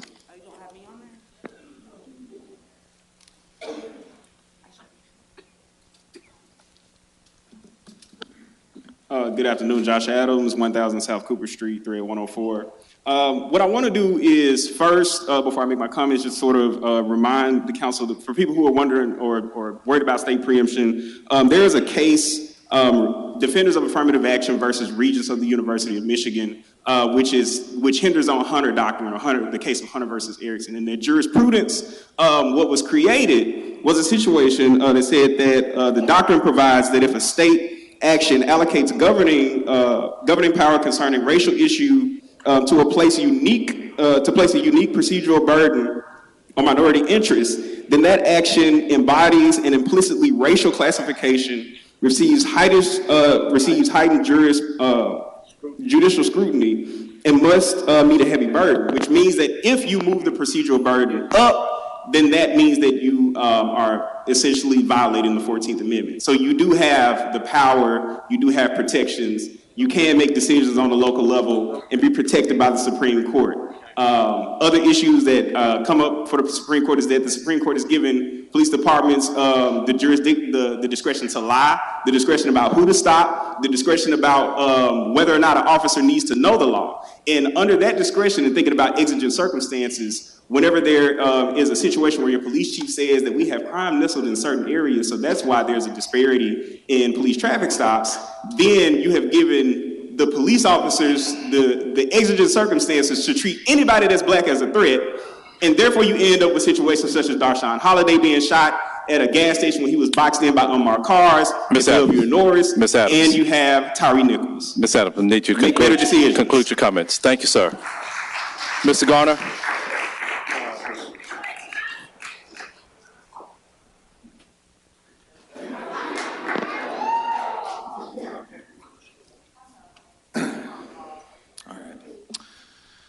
Paul Garner, 60 North Willette, apartment number 1, and I too had, waited, just pulled one card, so I thought I'd get 2 minutes, but I know.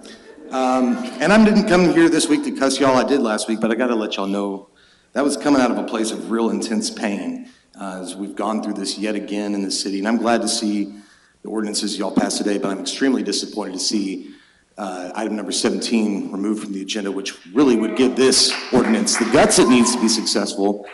And I hate to remind folks, but going back, and I wish I had more time, but in 2015, we worked to pass the CLERB ordinance, right? And at the time, that was delayed because folks came up here and played games, and they delayed it not for 2 weeks, but they delayed it for 4 months until after the election. Then in 2017, there was an effort made by my colleague over here to gut the subpoena process that we had established in that ordinance before it had ever been tried. So in the years since then, we established a process whereby the CLERB could hear testimony, evidence. They could issue subpoenas on CLERB's behalf and hear that along with CLERB and bring that into the review process. In 2020, the case of Marcus Walker, there was a request made for a subpoena in his case to hear from officers about an incident that happened to him in 2011 where he and his son and his nephew, where he was beaten in front of them during a routine traffic stop like the one that we're talking about, right?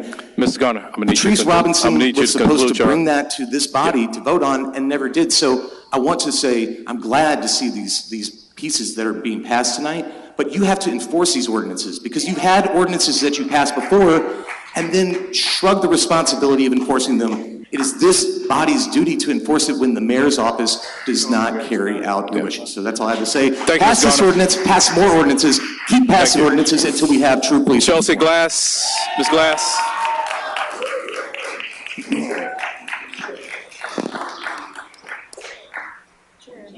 Yeah, I'm sorry, Councilwoman Issa Thomas. Thank you, Chair. Members in the audience, number 17, the ordinance about pretextual traffic stops was the ordinance I put forth. I held it, held in it for 2 weeks. It is not gone. I want to ensure that it is as clear and efficient as possible, especially after the Public Safety Committee and after the passing of item number 31. They did not include pretextual stops in that ordinance. I want to ensure that it gets forth and goes through in the best way possible so that we don't have to go back and say we did that too fast and we didn't do it in the right way. So for anyone that's thinking about that, wondering about that, let me know if you have any questions afterwards. But item number 17, I pulled my ordinance to hold for 2 weeks. And as a follow-up to that, whatever shape, form, or fashion that item 17 comes back, I will be supporting. Our next card is from Raven Patrice Jones. Oh, I'm sorry. I'm sorry about that. Ms. Glass.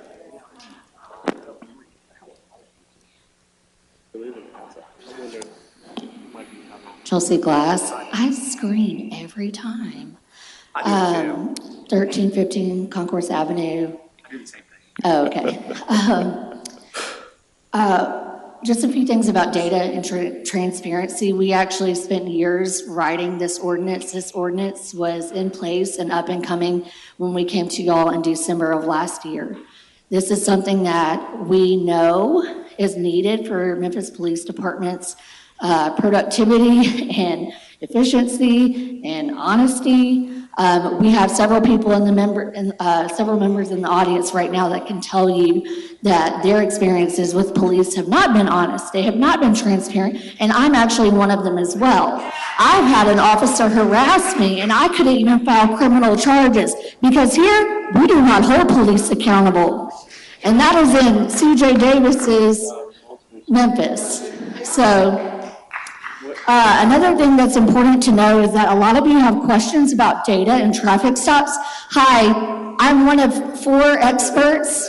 We've been spending 3 years on this data. The holes and the gaps in the data are not because we don't know the analysis or the work, it's because they don't provide it. Okay. So if you want to know, about traffic data, there's several people in this room that can tell you more than what you want to know. And I don't care if the state does or does not have a law about racial bias. It's happening because we have the proof. Ms. Glass. Again. Ms. Glass. So one of the last things that I would like to say. Ms. Glass. Ms. Glass, I have all of these other cards to hear from. Our next speaker is Raven Jones. Ms. Glass, I've given you more than a minute to speak, ma'am. Miss, grab another card. Okay, I'll grab another card. I'll do that. Ms. Jones.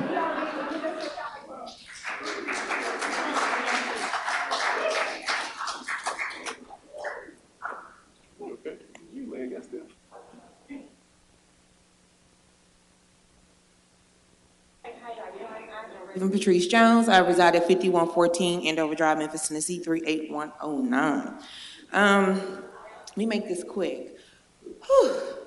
As a former federal informant, you all do not run your city. SOMEX is pretty much live and well under Operations Legend. We are all up under surveillance. When CJ first got here, the feds already broke into her home.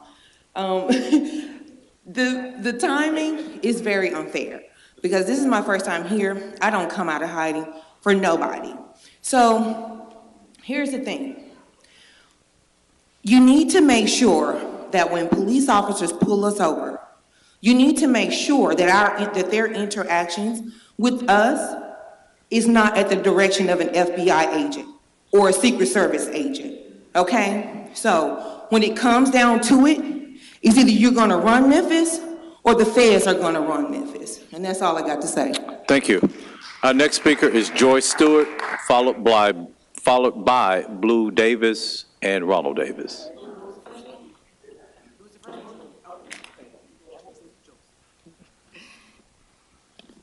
Joyce Stewart, 1959 Ambergate Lane.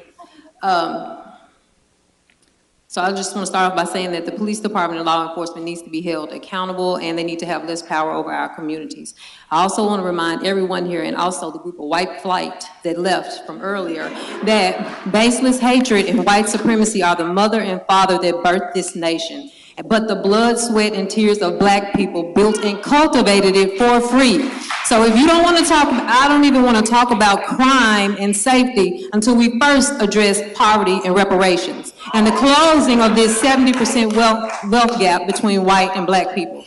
Okay, the mission of the MPD is to provide safety and a safe environment for the citizens of Memphis while fostering strong community partnerships. That's what they say, but have they done that? Are they doing that? The best way to improve public safety is to improve community trust and confidence. So when law enforcement continues to target black communities, you are doing the very opposite of that. We have the right to be safe, just like the group of citizens that were in here earlier who came to say their piece and leave because they thought that was enough, because it's always been enough. So passing this Data Transparency Act should be the easiest decision that you make all day. It should be the easiest decision. The way you vote today, the choices that you make in taking a stand on disrupting and tearing down the status quo of this systemic racism will speak more about your character and who you are than your position you hold on the council. So my last comment I just wanted to say is by Martin Luther King, freedom is never given voluntarily by the oppressed. It must be taken by the oppressor. It must be taken by the oppressed. And if you don't give it to us, we will take it. Thank you. Thank you, Ms. Stewart.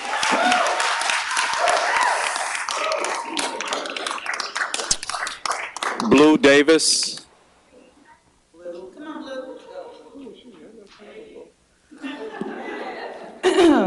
Blue Davis, 2591 Prince Rupert, 38128. I'm just here to keep it short, simple, and sweet. My comments are mainly for CJ Davis today. Miss Davis. Yes. Direct your comments to the council. Oh, okay. Well, then I don't want to see any phones or anybody looking down there while I'm speaking at y'all. I'm coming as a black mother of 2 black boys here in Memphis. I am speaking as a black daughter of black parents. I am speaking as a black sister to a black brother. I don't want to see this anymore. These should have been passed. This ain't the first time Memphis has seen this here in Memphis. We are tired. Y'all should be tired too. How many black people we got in these seats right now? We still fighting like this? What are y'all doing? Because we know what we doing with what we want. We need y'all to show us that y'all are with us in these seats. Because we can't be in y'all seats right now. JB Smiley, I appreciate you. CJ Davis, even though he doesn't want me to comment up here. Miss Davis. But we need to see better from you. We got rid of Raleigh. Our next speaker is Ronald Davis. Ronald Davis. Ronald Davis. Our next speaker is Candy Williams.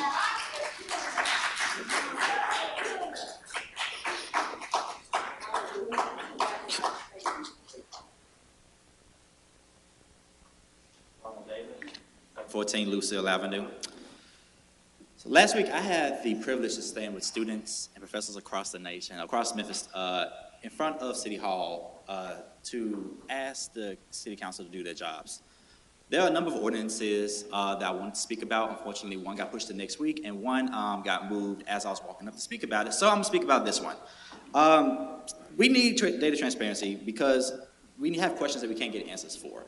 Students have questions that they can't get answers for. They ask the professors, and they can't provide the answers because you go on the Memphis Police Department website, and it simply is hard to find anything that relates to any of the questions that we have.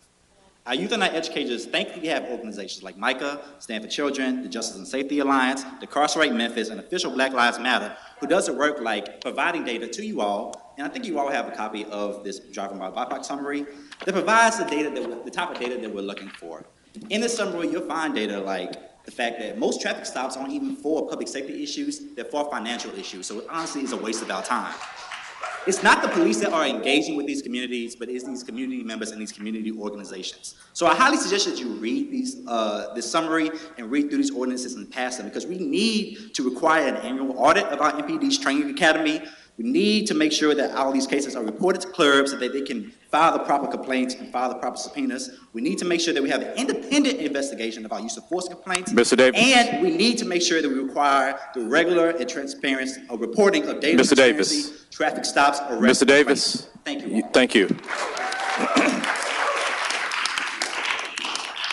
Our next speaker is Candy Williams. Okay.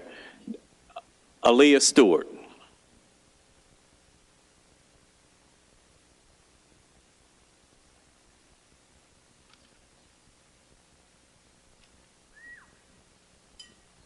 My name is Nalia Stewart, 616 Adams Avenue. I'm here to speak on behalf of Darius Stewart. That was my first cousin, and he was killed during a traffic stop in 2015. So I'm not finna sit here and act like y'all don't know what's going on, because y'all know what's going on, and y'all know what's been going on. Half of y'all are black up here, just as black as me. So you can't sit here and tell me that you don't know this been going on in Memphis. This been going on in the United States. The first police department in the United States was what? Catching slaves, catching your ancestors, just like they was catching mine.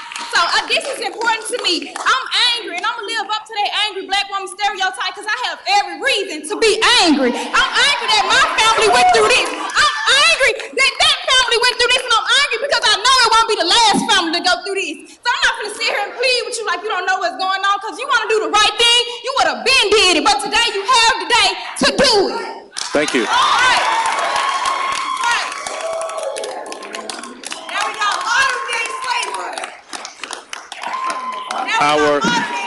Our next card is from Elijah Kennedy. Elijah Kennedy.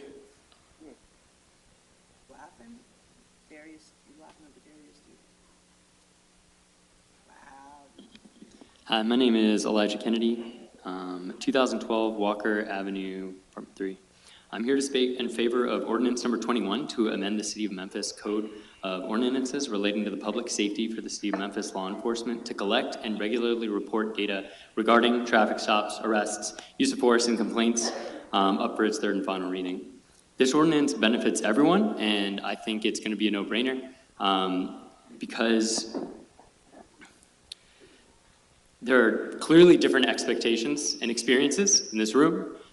Those are not going to be clarified through allegories and experiences alone. So it's a no-brainer for the people to have access to what the police are doing. Somebody else up here, Jillian, she mentioned she worked in tech. I also work in tech. And basically, in order to develop products every day, we collect analytics so we know if they're working. How are we supposed to know the police are working if we don't know what they're doing? That's why I would pass this. We're entitled to information about what we pay for, especially an armed force that governs us. And that's the only way we're going to hold them accountable. The only people who do not benefit from passing this are cops who have something to hide. Thank you. Thank you. Our next card is Kathy Pullman.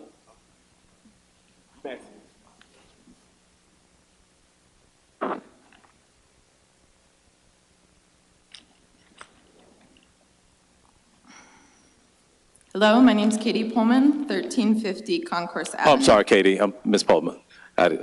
Katie, I'm sorry. I'm here to speak in favor of Ordinance 21 and all other ordinances proposed by Decarcerate Memphis. There is a saying in research that we must measure what we value. And so I want to ask all of you, what do you value? Do you value the physical and mental well-being of Black and brown people in Memphis? Do you value that well-being when they're being pulled over by cops? Do you believe that Black and brown people deserve to feel safe in this city and valued, even loved? Okay. It is also true that we put money towards what we love. Why are we putting more than a third of our city's budget on the police force? I cannot see how anyone thinks that's a good idea. Every other item in the city budget is in the single digits. So look in the mirror. Do you see the citizens of Memphis as a liability? Do you see Black and brown children as future liabilities? Or do you see them as assets? If you see them as an asset, and you must if this city's going to survive, then spend our limited resources on affordable housing, transit, education. Memphis leads the nation in child poverty. Memphis does need a change. So stop pouring money into an institution that is only meant to uphold the status quo. Thank you. Thank you.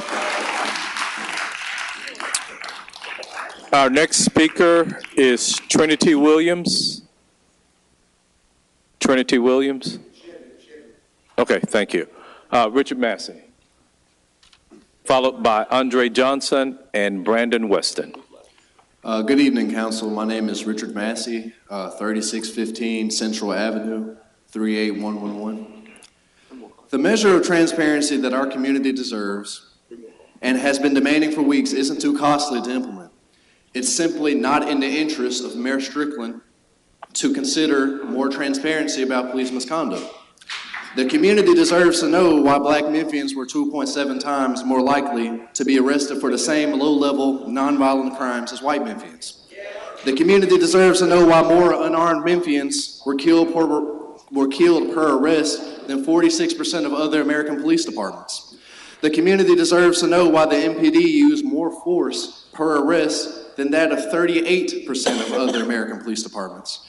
To continue to withhold this information from our community is to continue a grim injustice while Memphis is under the microscope of the rest of the country. There is a reason why the police scorecard database graded the Memphis Police Department at 40%, with the police accountability tab coming in at a bleak 14%. Now is the time to implore the same strive for justice and accountability echoed by generations of freedom fighters in this city, in Memphis, Tennessee. Thank you, Council. Thank you.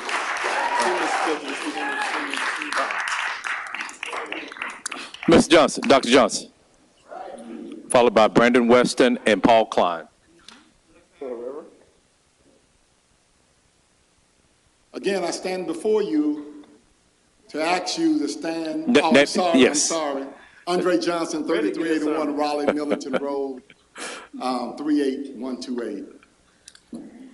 I stand again to ask you to keep on standing and to keep doing what you have been doing. Today is Purim. I was reminded of that. A good friend, Megan Keel, reminded us about Purim. Today is where our Jewish sisters and brothers and kinfolk read the book of Esther. And in that book, we read where Mordecai encourages Esther to help, stand firm in the deliverance of her people. And he said, for such a time as this, you were being called. And I can only imagine what you're going through and how many people are calling you, or how many people are putting pressure on you. But such a time as this, you are being called right now to do what it is that you're called to do. And you know what you are called to do. I am here to encourage you to keep doing what you're called to do because you know that is right. Thank you. Thank you, Dr. Johnson. Brandon Weston. Remember how earlier you said if you were chosen, you signed a common card to speak on another thing, so you have to pass that one that we were already speaking on and we didn't speak? Remember that? If you're already speaking on another ordinance. Yeah, there have been multiple people who've spoken on a number of different items, on multiple items. Right. Where are we at on this? On one card I signed up for 2021. I didn't have it up here. Mr. Brandon Weston, followed by Paul Klein. Hey, my name is Brandon Weston, and I just have a personal experience. I'm sorry, I'm Brandon Weston, 9124 Afton Grove, 38018. I have a personal experience with the police. I actually have to go to court tomorrow. I was stopped by the police because they were actually fishing. It's kind of car drive. I drive a maximum. I was doing the speed limit. I was doing everything right, but I got profiled and I got pulled over to kind of car driving who I was. Unfortunately, my license was suspended. I didn't even know that. So I wouldn't have known. But I'm just saying, I shouldn't be profiled and still having to go to court for 3 months, all because I'm a black guy in the type of car drive. So with that being said, because I could be Tyre Nichols, that could have been me, you know what I'm saying? I don't even know how to really explain my emotions for that because I got a 3-year-old daughter and I don't know what I could do if I'm not here for her, you know what I'm saying? So that's all I got to say about that. Thank you, Ms. Weston. Mr. Paul Klein.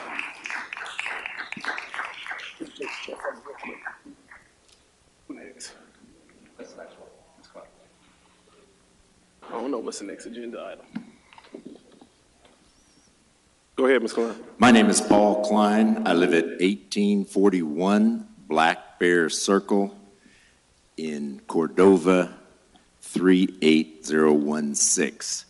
58 years ago today, March 7th, was Bloody Sunday in Selma, Alabama.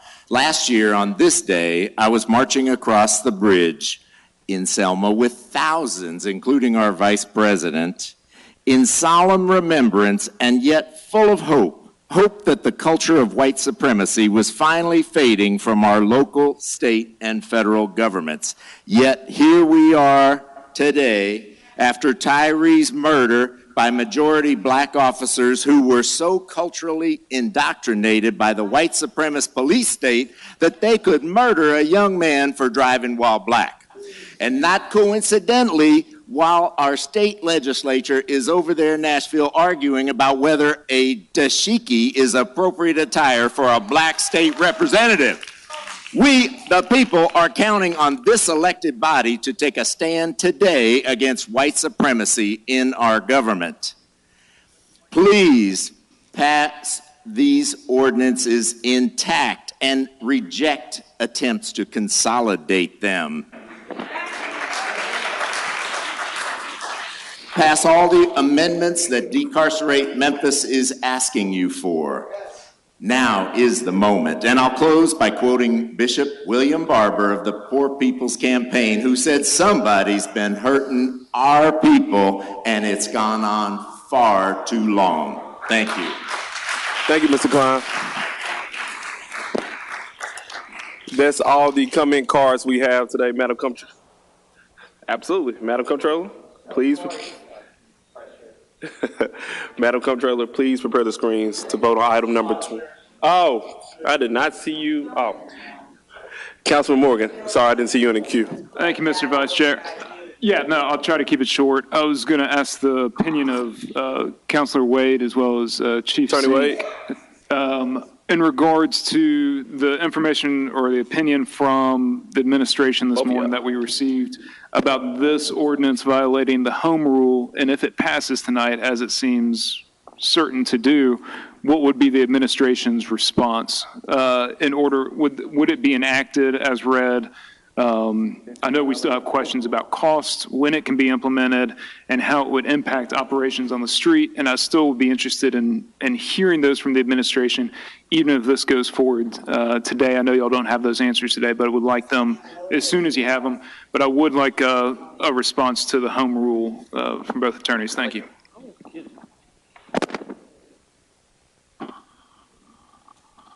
Excuse me, the home rule question, what was it again? Whether this is a violation of the charter's home rule, as was alleged in the administration's response this morning, and that it impacts operations and that the city council does not have purview to dictate the operations of the police department through ordinance like this. I hope I'm stating their argument correctly. Chief Sink can add or to it if she likes. I think the Home Rule Charter basically says that the council may ask for information from the administration, which is basically what this does. Now, maybe Chief Sink has a different question, or some of her lawyers may have a different. They shouldn't be collecting the data. Somebody else should collect it. Jennifer Sink, Chief Legal Officer. To the extent that ordinance as it's written seeks to direct officers to conduct their stops in a certain way, collect data in a particular way, submit a particular new form, that's the aspect of the ordinance that, in my opinion, is violative of the Home Rule Amendment. I do want to reiterate that, as Chief Davis said this morning, we are, the administration is seeking to work with you on this in terms of the data and providing you with data that is being collected. I can't speak to what the administration will do if this passes tonight. Our desire is to work with you. They should not collect the data. They want to build trust. Thank you, Chief. Thank you, Chief Sink. And I'm curious as to what the results in this data would tell. I'm really interested to see if we were able to collect this in a manageable fashion, what it would say. I wish we as a council knew more about how it would be collected, what the costs again, how it's going to impact operations during the routine traffic stop, and what that would mean for the efficiency and use of time of our officers. I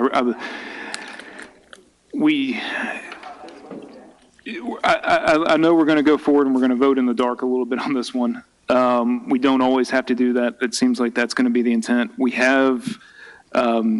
We're still going to be seeking answers on this. I think this is going to be part of the budget conversation as we realize that the cost of this may be into the 6 or 7 figures in order to collect and maintain and present it in an accessible fashion to the public. And so we're going to have an accompanying budgetary.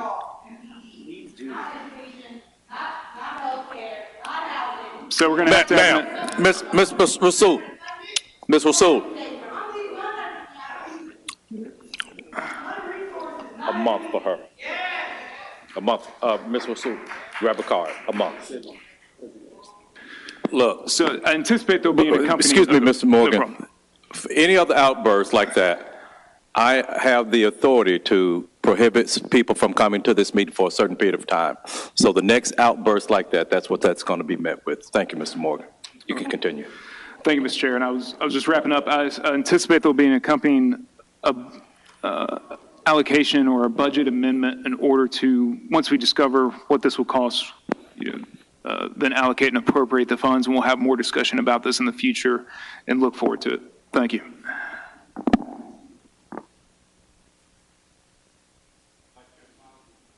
Thank you, Chairman Jones. I think in 2022, I put forth a resolution calling for a data transparency portal. Oh, yeah, it's been a minute. It's been a long day. I need some more coffee. But 2 years ago, 2.5. In 2020, put forth a resolution calling for a data transparency portal. There was a lot of pushback from the administration, but this body, in a very rare occasion, voted 13-0 so that we can implement a data transparency portal. I believe that's one that you did sponsor, Councilman Morgan. But in addition to that, the administration told us time and time again that it would be cost prohibitive for us to implement a data transparency portal. And we kept pushing for it, and shortly thereafter we have a bare bones version of a data transparency portal. Every time we do something that is contrary to the will of the administration, the very first thing they're going to tell us, it is cost prohibitive to do it. What I would like to see happen today, and what the people would like to see happen today, us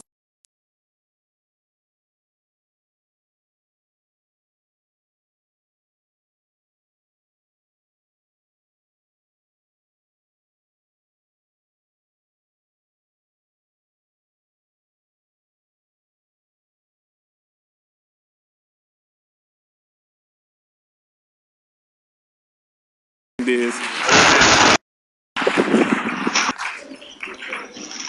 And with every ordinance that we've put forward, vote your conscience. Transparency is something that every single member of this body supports. Make information available to the people. We're acting like the folks who call this place home do not have enough common sense to look at information, determine what's going on, and say, here's the issues. Let's give the people some credit.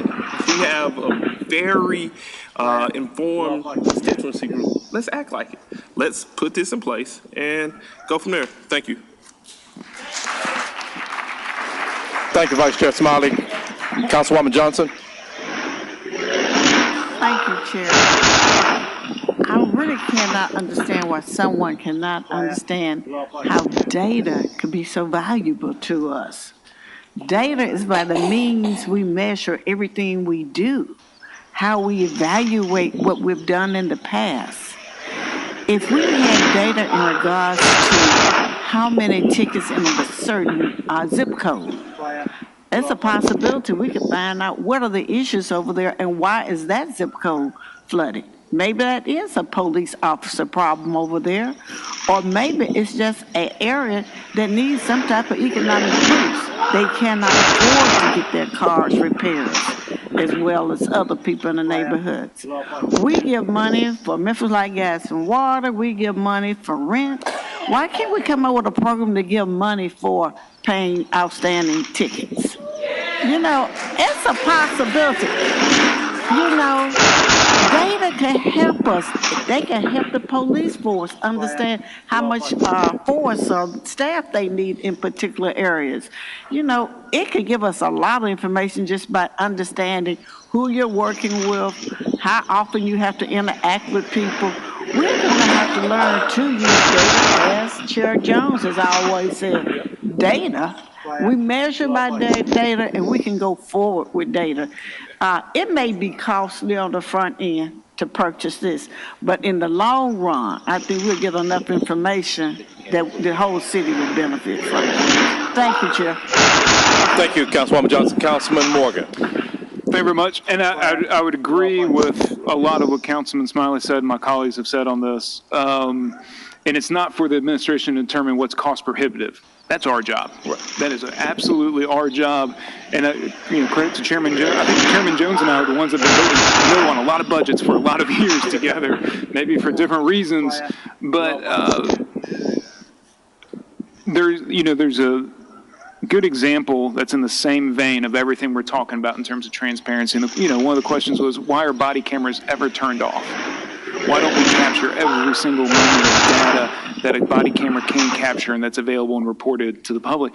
It's because the expense to do so versus the value of what we get, we cost millions upon millions upon millions in terms of data storage. And we have to make a cost-benefit analysis of whether we want to put that money into other training for police officers